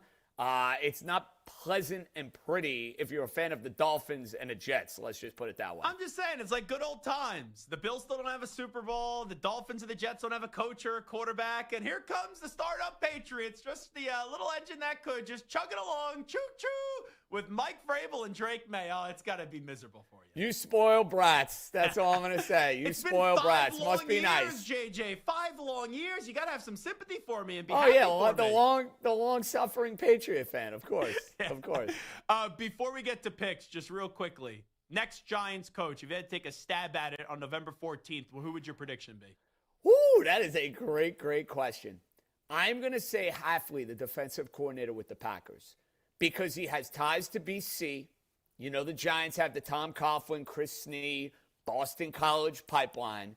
There's head coaching experience in college, and he's done a wonderful, wonderful job with that Packer defense. And I think the way you sell it is he comes in, he's the leader of men, he's the program builder that they need, and they convince Mike Kafka to stay on as offensive coordinator so that way there's not this idea of throwing Jackson Dart off his game. I know you're going to hear McCarthy's name. You're going to hear Spagnuolo's name. I'm rooting for Lou Anarumo. I love him. He's a great story. He's a Staten Island guy. I'd love to see him get the job. I don't think Lou ends up getting the job. I'm going to say Hafley, defensive coordinator with Green Bay. What about you? And my prediction is defensive coordinator for the Chargers in Jesse Minter. And it's interesting, both of us go defensive-minded, kind of newer head coach. I know Hafley was a head coach in college, now the Packers defensive coordinator. But I think a lot of Giants fans would just say, oh, don't you have to hire an offensive-minded guy to develop Jackson Dart? That's what I think a lot of Giants fans would say to both of us.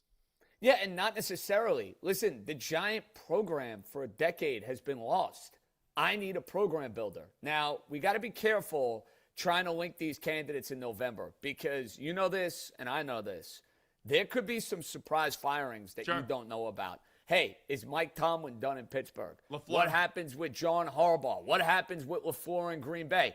Kevin Stefanski, who I like and I still think is a good head coach, does he end up on the open market? So this is my pick, Zach, on what, November the 13th, 14th, whatever the hell today's date is? 14th. That could change in about 2 months. John Jastremski here with us. Let's get to some NFL picks for Week 11 in the NFL.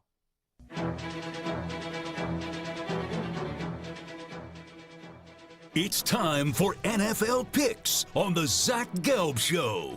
Alrighty, we will do 3 picks each. We'll go 1 for 1. If we pick the same game, we pick the same game. It is not an issue. JJ, you are the guest. I'll let you go first. What's your first pick against the spread?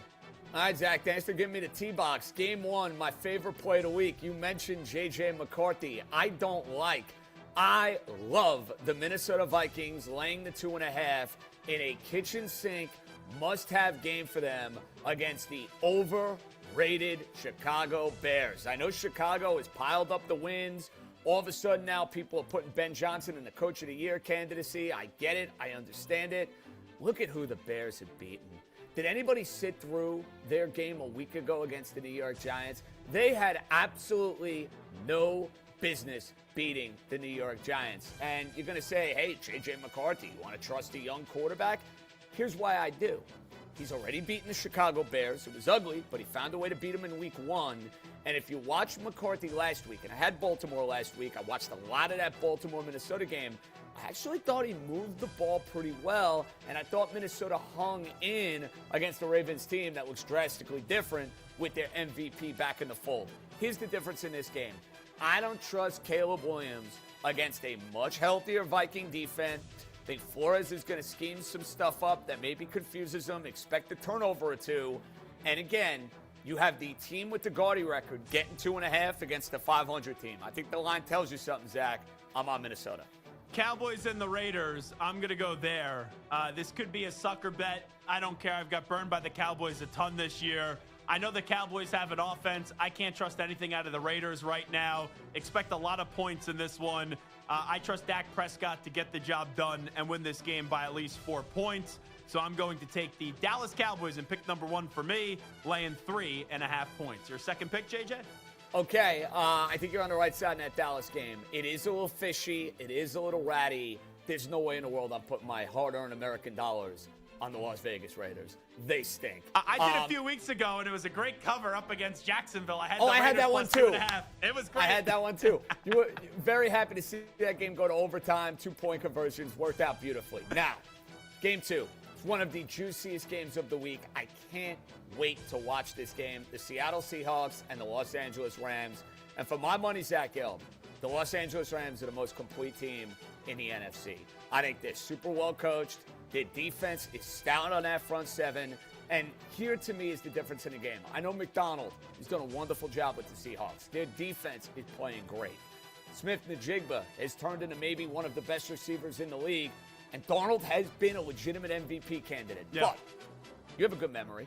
Sam Darnold went up against this exact same defense in January last year in the wild card game, and he completely wet the bed. You know what's going to happen in this matchup? Matthew Stafford, once again, is going to get the better of Sam Darnold. That MVP candidacy is just going to build that much more. The Rams have been good to me. I'm going to keep riding them. Now, disclaimer, I've been against Seattle the last 2 weeks. Not ideal. So, third time's the charm maybe on that one. Give me the Rams laying 3 in game 2. Yeah, and I also like the Rams in this one as well. I was a little weary of the spread, but I look back at the shootout they had this year up against Tampa Bay, right? It was Baker up against Sam Darnold's back and forth game. Both quarterbacks are playing well. And then late, even in a game he was playing at a spectacular level in Darnold, he threw that interception, I believe it was to Levante David. So in a big spot, the Darnold story usually does have an apex, so I think you're on the right side of that if you're going to play it. All righty. My second pick, Chargers and Jaguars. Once again, it seems like a sucker bet. West Coast team coming to an East time zone, 1 o'clock game, always scary about that. I can't trust Trevor Lawrence. I can't trust the Jaguars. I know the Chargers have been banged up, but I'm taking the best quarterback in this one, and that's Justin Herbert to get the Chargers to 8-3. I think the Chargers cover the 2.5-point spread. Final pick for you? I am glad that you decided to do that. We, sir, will be going heads up in the final game that I am going to give you. I did not want to come on your program and give you 3 favorites. That's no fun. I wanted to find an underdog this week. Jacksonville, to me, is the play. The reason I like Jacksonville, you have a Charger team traveling to the East Coast. It is going to be super muggy. It is going to be super hot in Jacksonville. Chargers have won 3 games in a row, but you know what the narrative is surrounding that football team. A lot of problems on the offensive line. And you've seen this Jaguar defense that's been exposed the last few weeks, but they've done a great job of forcing turnovers. I think they've forced a turnover or 2. I don't trust Lawrence either. I am not a believer in Trevor Lawrence. I think he's been a total flop since coming out of Clemson. But in this game, ZG, I'm going against you here. We're going to go a little mano-y-mano. I thought I was getting 3, whatever, 2.5. I think Jacksonville's winning the game anyway. I don't want to push. I didn't come on here to push. I want to win. You want to win. That's what we'll do. Give me the Jaguars plus the 2.5. I don't think I'll need them. I think they win outright. All right, you said you don't want to do 3 favorites. I'll go 3 favorites, and we'll see how it's going to work out this week. I appreciate you talking the big game, and right, you're trying to be different. I'm just going with what I'm seeing, and a lot of times I end up seeing it wrong, so it probably works out in your favor. 49ers and Cardinals, the thing that scares me is I think they should continue to go with Mac Jones. They're going with Brock Purdy. But Jacoby Brissett, lost last week after being anointed as the guy. And Marvin Harrison Jr. is out with this one with the appendix situation, appendicitis. I'm going to say that the 49ers end up winning this game and covering the 2.5 points. So give me the Niners laying 2.5 points up against the Arizona Cardinals. So those are the picks. Ack, do you want to say hello to JJ? Yeah. Where's my guy, Ack? Yeah. What's up, buddy? When are we going to Luger's? That's what I want to know. That and Lucali. Lucali. Let me tell you, Ack, that's a tough reservation, but we can make it happen. We'll do Lucali lunch, Luger's dinner. Well, Lucali doesn't open until 4 or 5 o'clock. Yeah, we'll get the last seating at 2 dinners. You do a little 4 o'clock special. Get him first and in then late 9 lunch. p.m. 9 p.m. you go to Peter Luger. I'll tell you, man, Lucali and the Lugers, I mean, how do you have a stomach after that? My goodness. Oh, you should have You're heard. skinny. You could put it down. One of our guys. I can, but it's going to be hurt. I'll be hurting. One of our guys behind the glass, Scarpacci, yesterday gets a double bacon cheeseburger, gets these cinnamon pretzel sticks, and then also had chicken tenders and still did the shift. I would have been dead if that was me. Oh, no question. No question. You and put he had me in a a body milkshake. bag. I think he had a milkshake, too, afterwards or something like that. It was crazy. Very bad. Wild. Very bad. But Luger's, though, that's call Ronnie and we'll get it going. That's what I'm talking about. Look at Ack. Ack looking great. Ack, one of the legends of 345 Hudson Street. Yeah, that and $3 gets you on the subway. Anyway, John Jastremski does a great job. Obviously, the Ringer with on And new Spotify, father, New York, too. New York. Yeah, we Recent father. We talked about Thank you, that Ack. stuff. I He's wasn't- going to Mazel. Madrid. He's going to Madrid Boy. with the little one. Man, that's, Baby number 2 going to be on the way in about 9 months. No. Anyway, JJ, I know you got to get to doing some TV stuff. He can hang out for a little while longer. No. We'll let JJ run. Thanks, JJ. Thank you, boys. Love you both. Take care. There you go. John Jastremski joining us on the show once again. His picks this week. He's taking the Chargers. He's taking the Vikings laying 2.5, the Rams laying 3.5. And what was his final pick? The Jaguars. Jaguars plus, and then the Vikings. Okay. You have his picks written down? I do. Go ahead. Vikings minus 2.5, Rams minus 3, Jaguars plus 2.5. Gotcha. And so I started mixing our picks. I have the Cowboys laying 3.5, the Chargers plus 2.5, and then the 49ers laying 2.5. That is what I have for this week, right? That sounds good for you, Stu? Sounds good to me. Yeah. Okay. Let's get the update in with the man that has all the reservations, the Ackman, Rich Ackerman. Infinity Sports Network. Sports Flash. And the support is sponsored by Progressive Insurance, who's proud to support veterans and small businesses with its annual Keys to Progress vehicle giveaway program, helping our heroes drive their lives forward. Learn more at keystoprogress.com. Teams tend to talk all the time about others needing to step up in adversity and following injuries. Well, the Detroit Pistons not only talk the talk, but walk the walk. They beat the Bulls Wednesday without 5 regulars, including star Cade Cunningham. They'll host the Sixers tonight, looking to extend that winning streak to 9 games. Head coach J.B. Bickerstaff said Wednesday was an indication of his team's selfless attitude. Everyone that's here is here doing something for somebody else, and that's the only thing that matters. And those are the type of people we'll continue to bring in. But, that's the only thing, that we care about is, how do I do it for whoever's next to me and whoever's with me? And, our guys buy into it. They believe it. J.K. Dobbins is out this weekend and more with a significant foot injury. Lamar Jackson's knee kept him out of practice Wednesday, but not Sunday against the Browns. The Ravens quarterback good to go. The Bills will be without Dalton Kincaid against the Bucs because of a hamstring injury, and Isaiah Pacheco out for the Chiefs due to an injured knee. I'm Rich Ack. Hey sports fans, it's JR from the JR Sport Brief. Check us out 24/7 on your smart speaker. Just say, play Infinity Sports Network.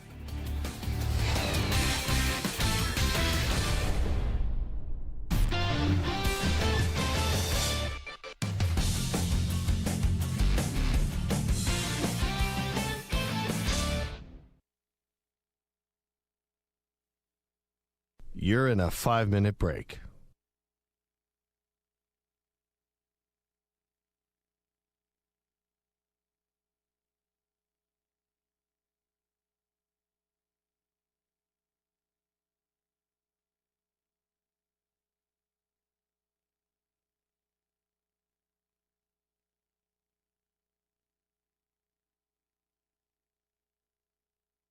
Four minutes, 30 seconds remaining.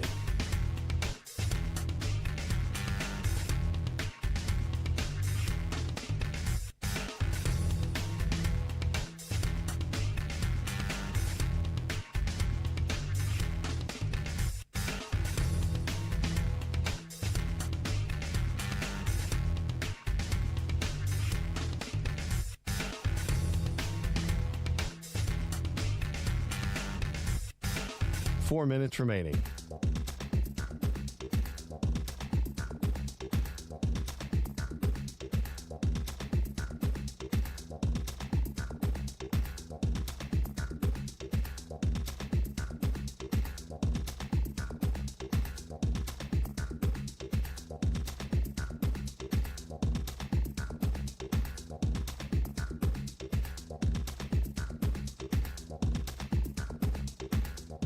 Three minutes, 30 seconds remaining.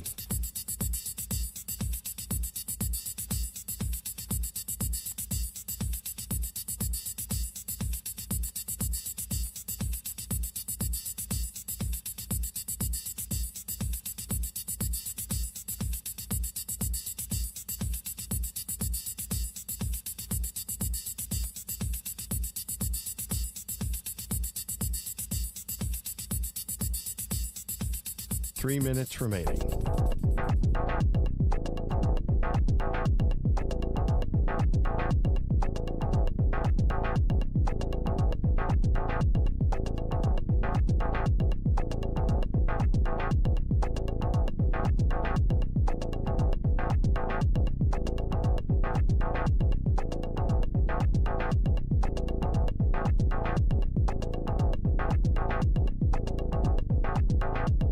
2 minutes, 30 seconds remaining.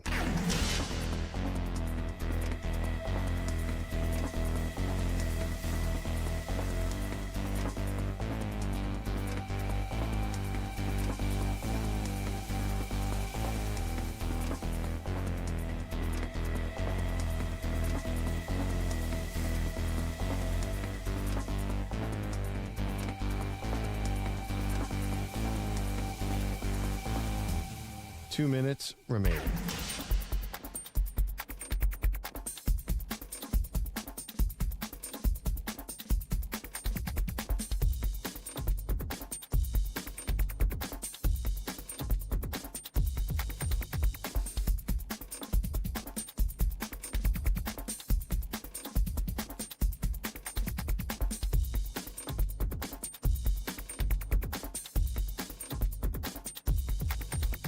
One minute, 30 seconds remaining.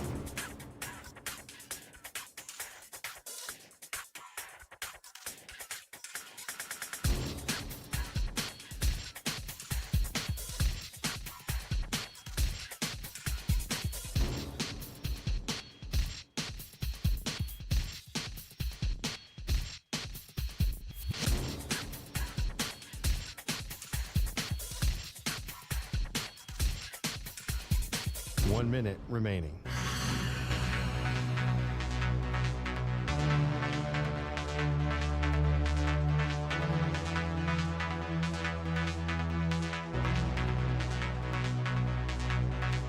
Forty-five seconds remaining.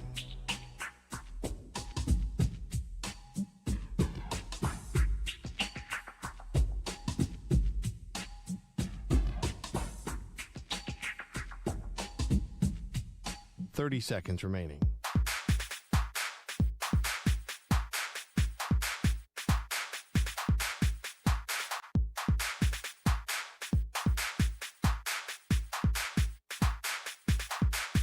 Fifteen seconds.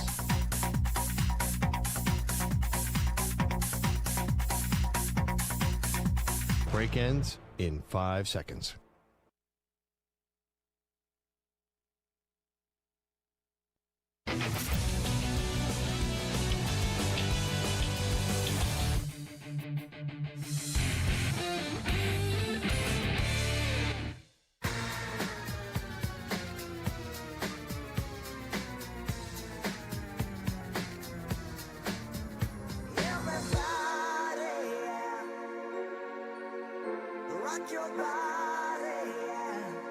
Hey, this is Howie. And this is Nick from the Backstreet Boys. And you're listening to the Zach Gelb Show. And guess what? Zach is back. All right. He's live. He's nationwide. This is the Zach Gelb Show. Oh my God, we're back again. Alrighty, this NBA preview is brought to you by eBay. eBay is home to millions of finds, and each one becomes part of your story. From your favorite vintage band tee to the dream car you've been searching for, it's all there. eBay, things people love. The Pistons host the Sixers tonight in NBA Cup group play. We're all very much excited for NBA Cup group play, let me tell you. That's doing great numbers for the NBA. People are thrilled about it. Detroit is 10-2 on the season and led by Cade Cunningham, averaging 27.5 points and 9.9 assists per game. The Sixers are 7-4, led by Tyrese Maxey, who's averaging 32.1 points per game and 8.3 assists per game. I think the only person that cares about that game, honestly, if I'm being honest with you, is Spike Eskin, our former boss. Outside of that, man, we're all fired up for that NBA Cup group play. Okay, let's also get to Ask the Pros. It's time to answer Ask the Pros question of the day. It's brought to you by our friends at O'Reilly Auto Parts. Mark in California says, do you think the 49ers are making a mistake starting Brock Purdy? You can submit a question by tweeting at INSSports or at Zach Gelb using hashtag Ask the Pros. Think O'Reilly Auto Parts for all your car care needs. Get guaranteed low prices and excellent customer service from the professional parts people at O'Reilly Auto Parts. O'Reilly Auto Parts. I think the 49ers should have continued to rock and roll. Not rock and roll, but rock and roll with one Mac Jones. The thing is, though, you just paid him. You're 6-4. You're coming off a loss where Mac Jones actually played really damn well. But you have a soft spot in terms of the landing spot for the schedule. At the Cardinals, the Panthers, the Browns, the Titans. If you continue to go with the hot hand and you just paid Brock Purdy all that money, where is Mac Jones going to flop? So I think it is a mistake, but it could actually still work out for the 49ers because, let's be real, you play quarterback for the 49ers, it does feel as if you are a system quarterback. Brock Purdy feels like a system quarterback. Mac Jones feels like a system quarterback. So I would personally go with Mac Jones, but I understand why the 49ers are going back to Brock Purdy. All righty, so off of that, let's go around the room here. Outside of Brock Purdy, who is a quarterback with pressure on them this weekend? Stu, you want to start us off? Yeah, sure. I'm going to go Jordan Love. I think against the Eagles, that game on Monday night, it was not the greatest offensive game for either team, but especially the Packers, it was just kind of a mess. And I think, you want to kind of turn it around, especially when you're playing a team like the Giants, who, let's face it, just fired a coach and aren't very good. Yeah. Yeah, you can't lose. You can lose, but you can't lose to Jameis Winston. I'll give you my first quarterback. I'm going Sam Darnold. Now, Sam Darnold's having an incredible season. The Seahawks are sitting there at 7-2. He was really damn good last year as well. We just talked about it with J.J. John Jastremski. Then they lose to the Lions, don't win that division. Then they lose to the Rams. Sam Darnold in the season right now, he's 7th in passing yards, 7th in passing touchdowns, 2,262 yards in the season, 17 touchdowns. Sam Darnold, though, when you look at their wins this year, they beat the Steelers, they beat the Saints, they beat the Jaguars, they beat the Texans, they beat the Commanders, they beat the Cardinals. You're now playing the Rams in your division. This is the biggest game that you've played in all year. I need to see a statement game from Sam Darnold to show maybe this year is different, and at the end of the season, he's not going to urinate down his leg like he did last year with the Vikings up against the Lions and then the Rams in the playoffs. So I think there's some pressure on Sam Darnold this weekend. Scarpacci? So my first pick, it's probably a surprise. I'm going to go with plumbing. There's a lot of pressure on your plumbing with what you ate yesterday. But go ahead. I'm going to go with Michael Penix. So they are 3-6 on a 4-game losing streak, but they're facing an extremely inconsistent Panthers defense, which has already shut them out in a 30-0 game earlier this season. But with a win this week in a revenge game, I believe they can keep their playoff chances alive as they still play the Saints twice, the Jets in 2 weeks, and Arizona later this year. So a young guy, how does he come back after 4 straight losses? Can he, in his first full season, bring a team back to life and possibly make the games at the end of the year even matter, even if they don't make it? Yeah, and I think one of those games, Kirk Cousins was a starting quarterback, but then he's lost all the rest of them too. And you're right, they have lost 4 in a row after beating the Bills, and he announced like, "Hey, we arrived! Like, we are here. We're the real deal." And they haven't won a game since. And also, the Panthers blanked the Falcons early in the year, like you were talking, 30-0. Who saw that one coming? So that's a good one, no doubt about it. That Michael Penix Jr. he's under pressure this week. Stu, give me another one. All right, my second one is Bo Nix. Now, I know the Broncos beat my Raiders last week, but I don't know. Who doesn't beat the Raiders? My Patriots lost to them. And I know it's true. I know they're 8-2. He's looked okay at times, but in that game specifically, he just did not impress me. So I think for the Broncos, you believe in the defense, but do you believe in the quarterback is the question. Going up against the Chiefs, that's going to be a big test for them, even at home. So I think Bo Nix needs to show that he is a good quarterback and not someone who is relying on the Broncos' strong defense. And the 8 Broncos victories this year, Tennessee, Cincinnati, Philly was a great win. The Jets, the Giants, the Cowboys, the Texans, and the Raiders. You look at the Patriots, right? People said, oh, soft schedule, blah, blah, blah. Like, who have you beat? And the Broncos also lost to the Colts and the Chargers. And those are their 2 losses on the season. Patriots played the Bills in Buffalo, they beat them. Patriots played Tampa Bay in Tampa, they beat them. Now, Denver, to your point, Stu, they have one really solid win on the season. It's the Eagles. They came on back in that game in Philadelphia. They need a second solid win, like how the Patriots got a second solid win. And you have Kansas City. That would be a second solid win. And I'm going to be curious to see if they can get that job done. Because if they do, the Chiefs then go to 5-5 in the season. 11 weeks, and the Broncos would be 9-2. You were the Chargers, not you because I know you're a Raiders fan, but your selection, the Broncos or the Chargers, either one of them would win the division. This is the Chiefs' last chance to try to win the division this year or stay alive in the division race. This one is a massive one. All righty, my next one, I think this is surprising people. Josh Allen. He's got to be Superman for the Bills to win. And you look at the Bills this year, they are the definition of inconsistent. They're 6-3. They beat the Ravens, great comeback. They beat the Jets, the Dolphins, the Saints, who cares? Then they lost to the Patriots and the Falcons. Back-to-back losses. All right, then you smother the Panthers. All right, then you beat the Chiefs. Things are starting to turn around. And then you lay an egg up against the Dolphins in Florida, in South Florida. You lose that game 30-13. Man, I was in that locker room when they lost to the Falcons. That was a frustrated locker room. The wide receivers haven't been good this year for Buffalo. James Cook, we'll see where he's going to be at from percentage of health. You're going up against a Tampa team. Doesn't matter who they tried out there. They know how to win games. They know how to put up points. Josh Allen, it's all on him.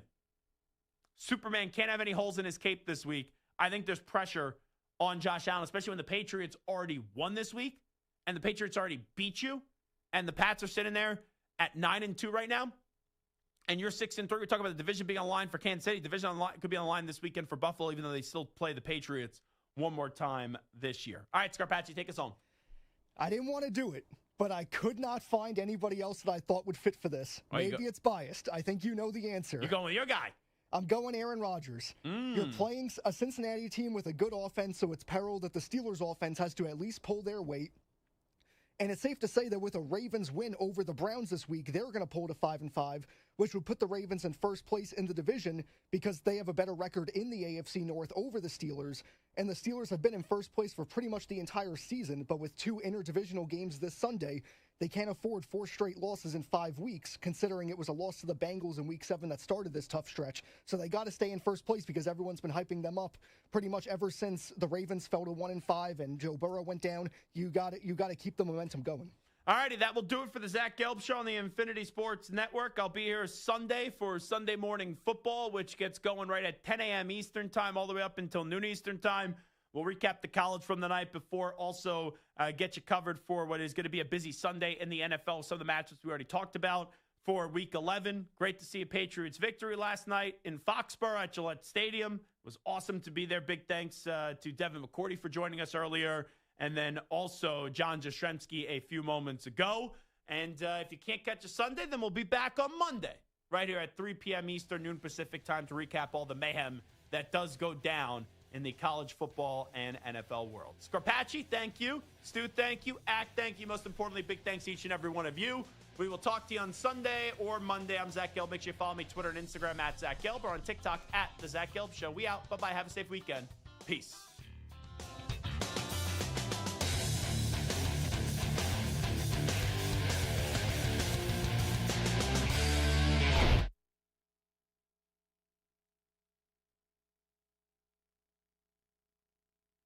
You're in a 5-minute break.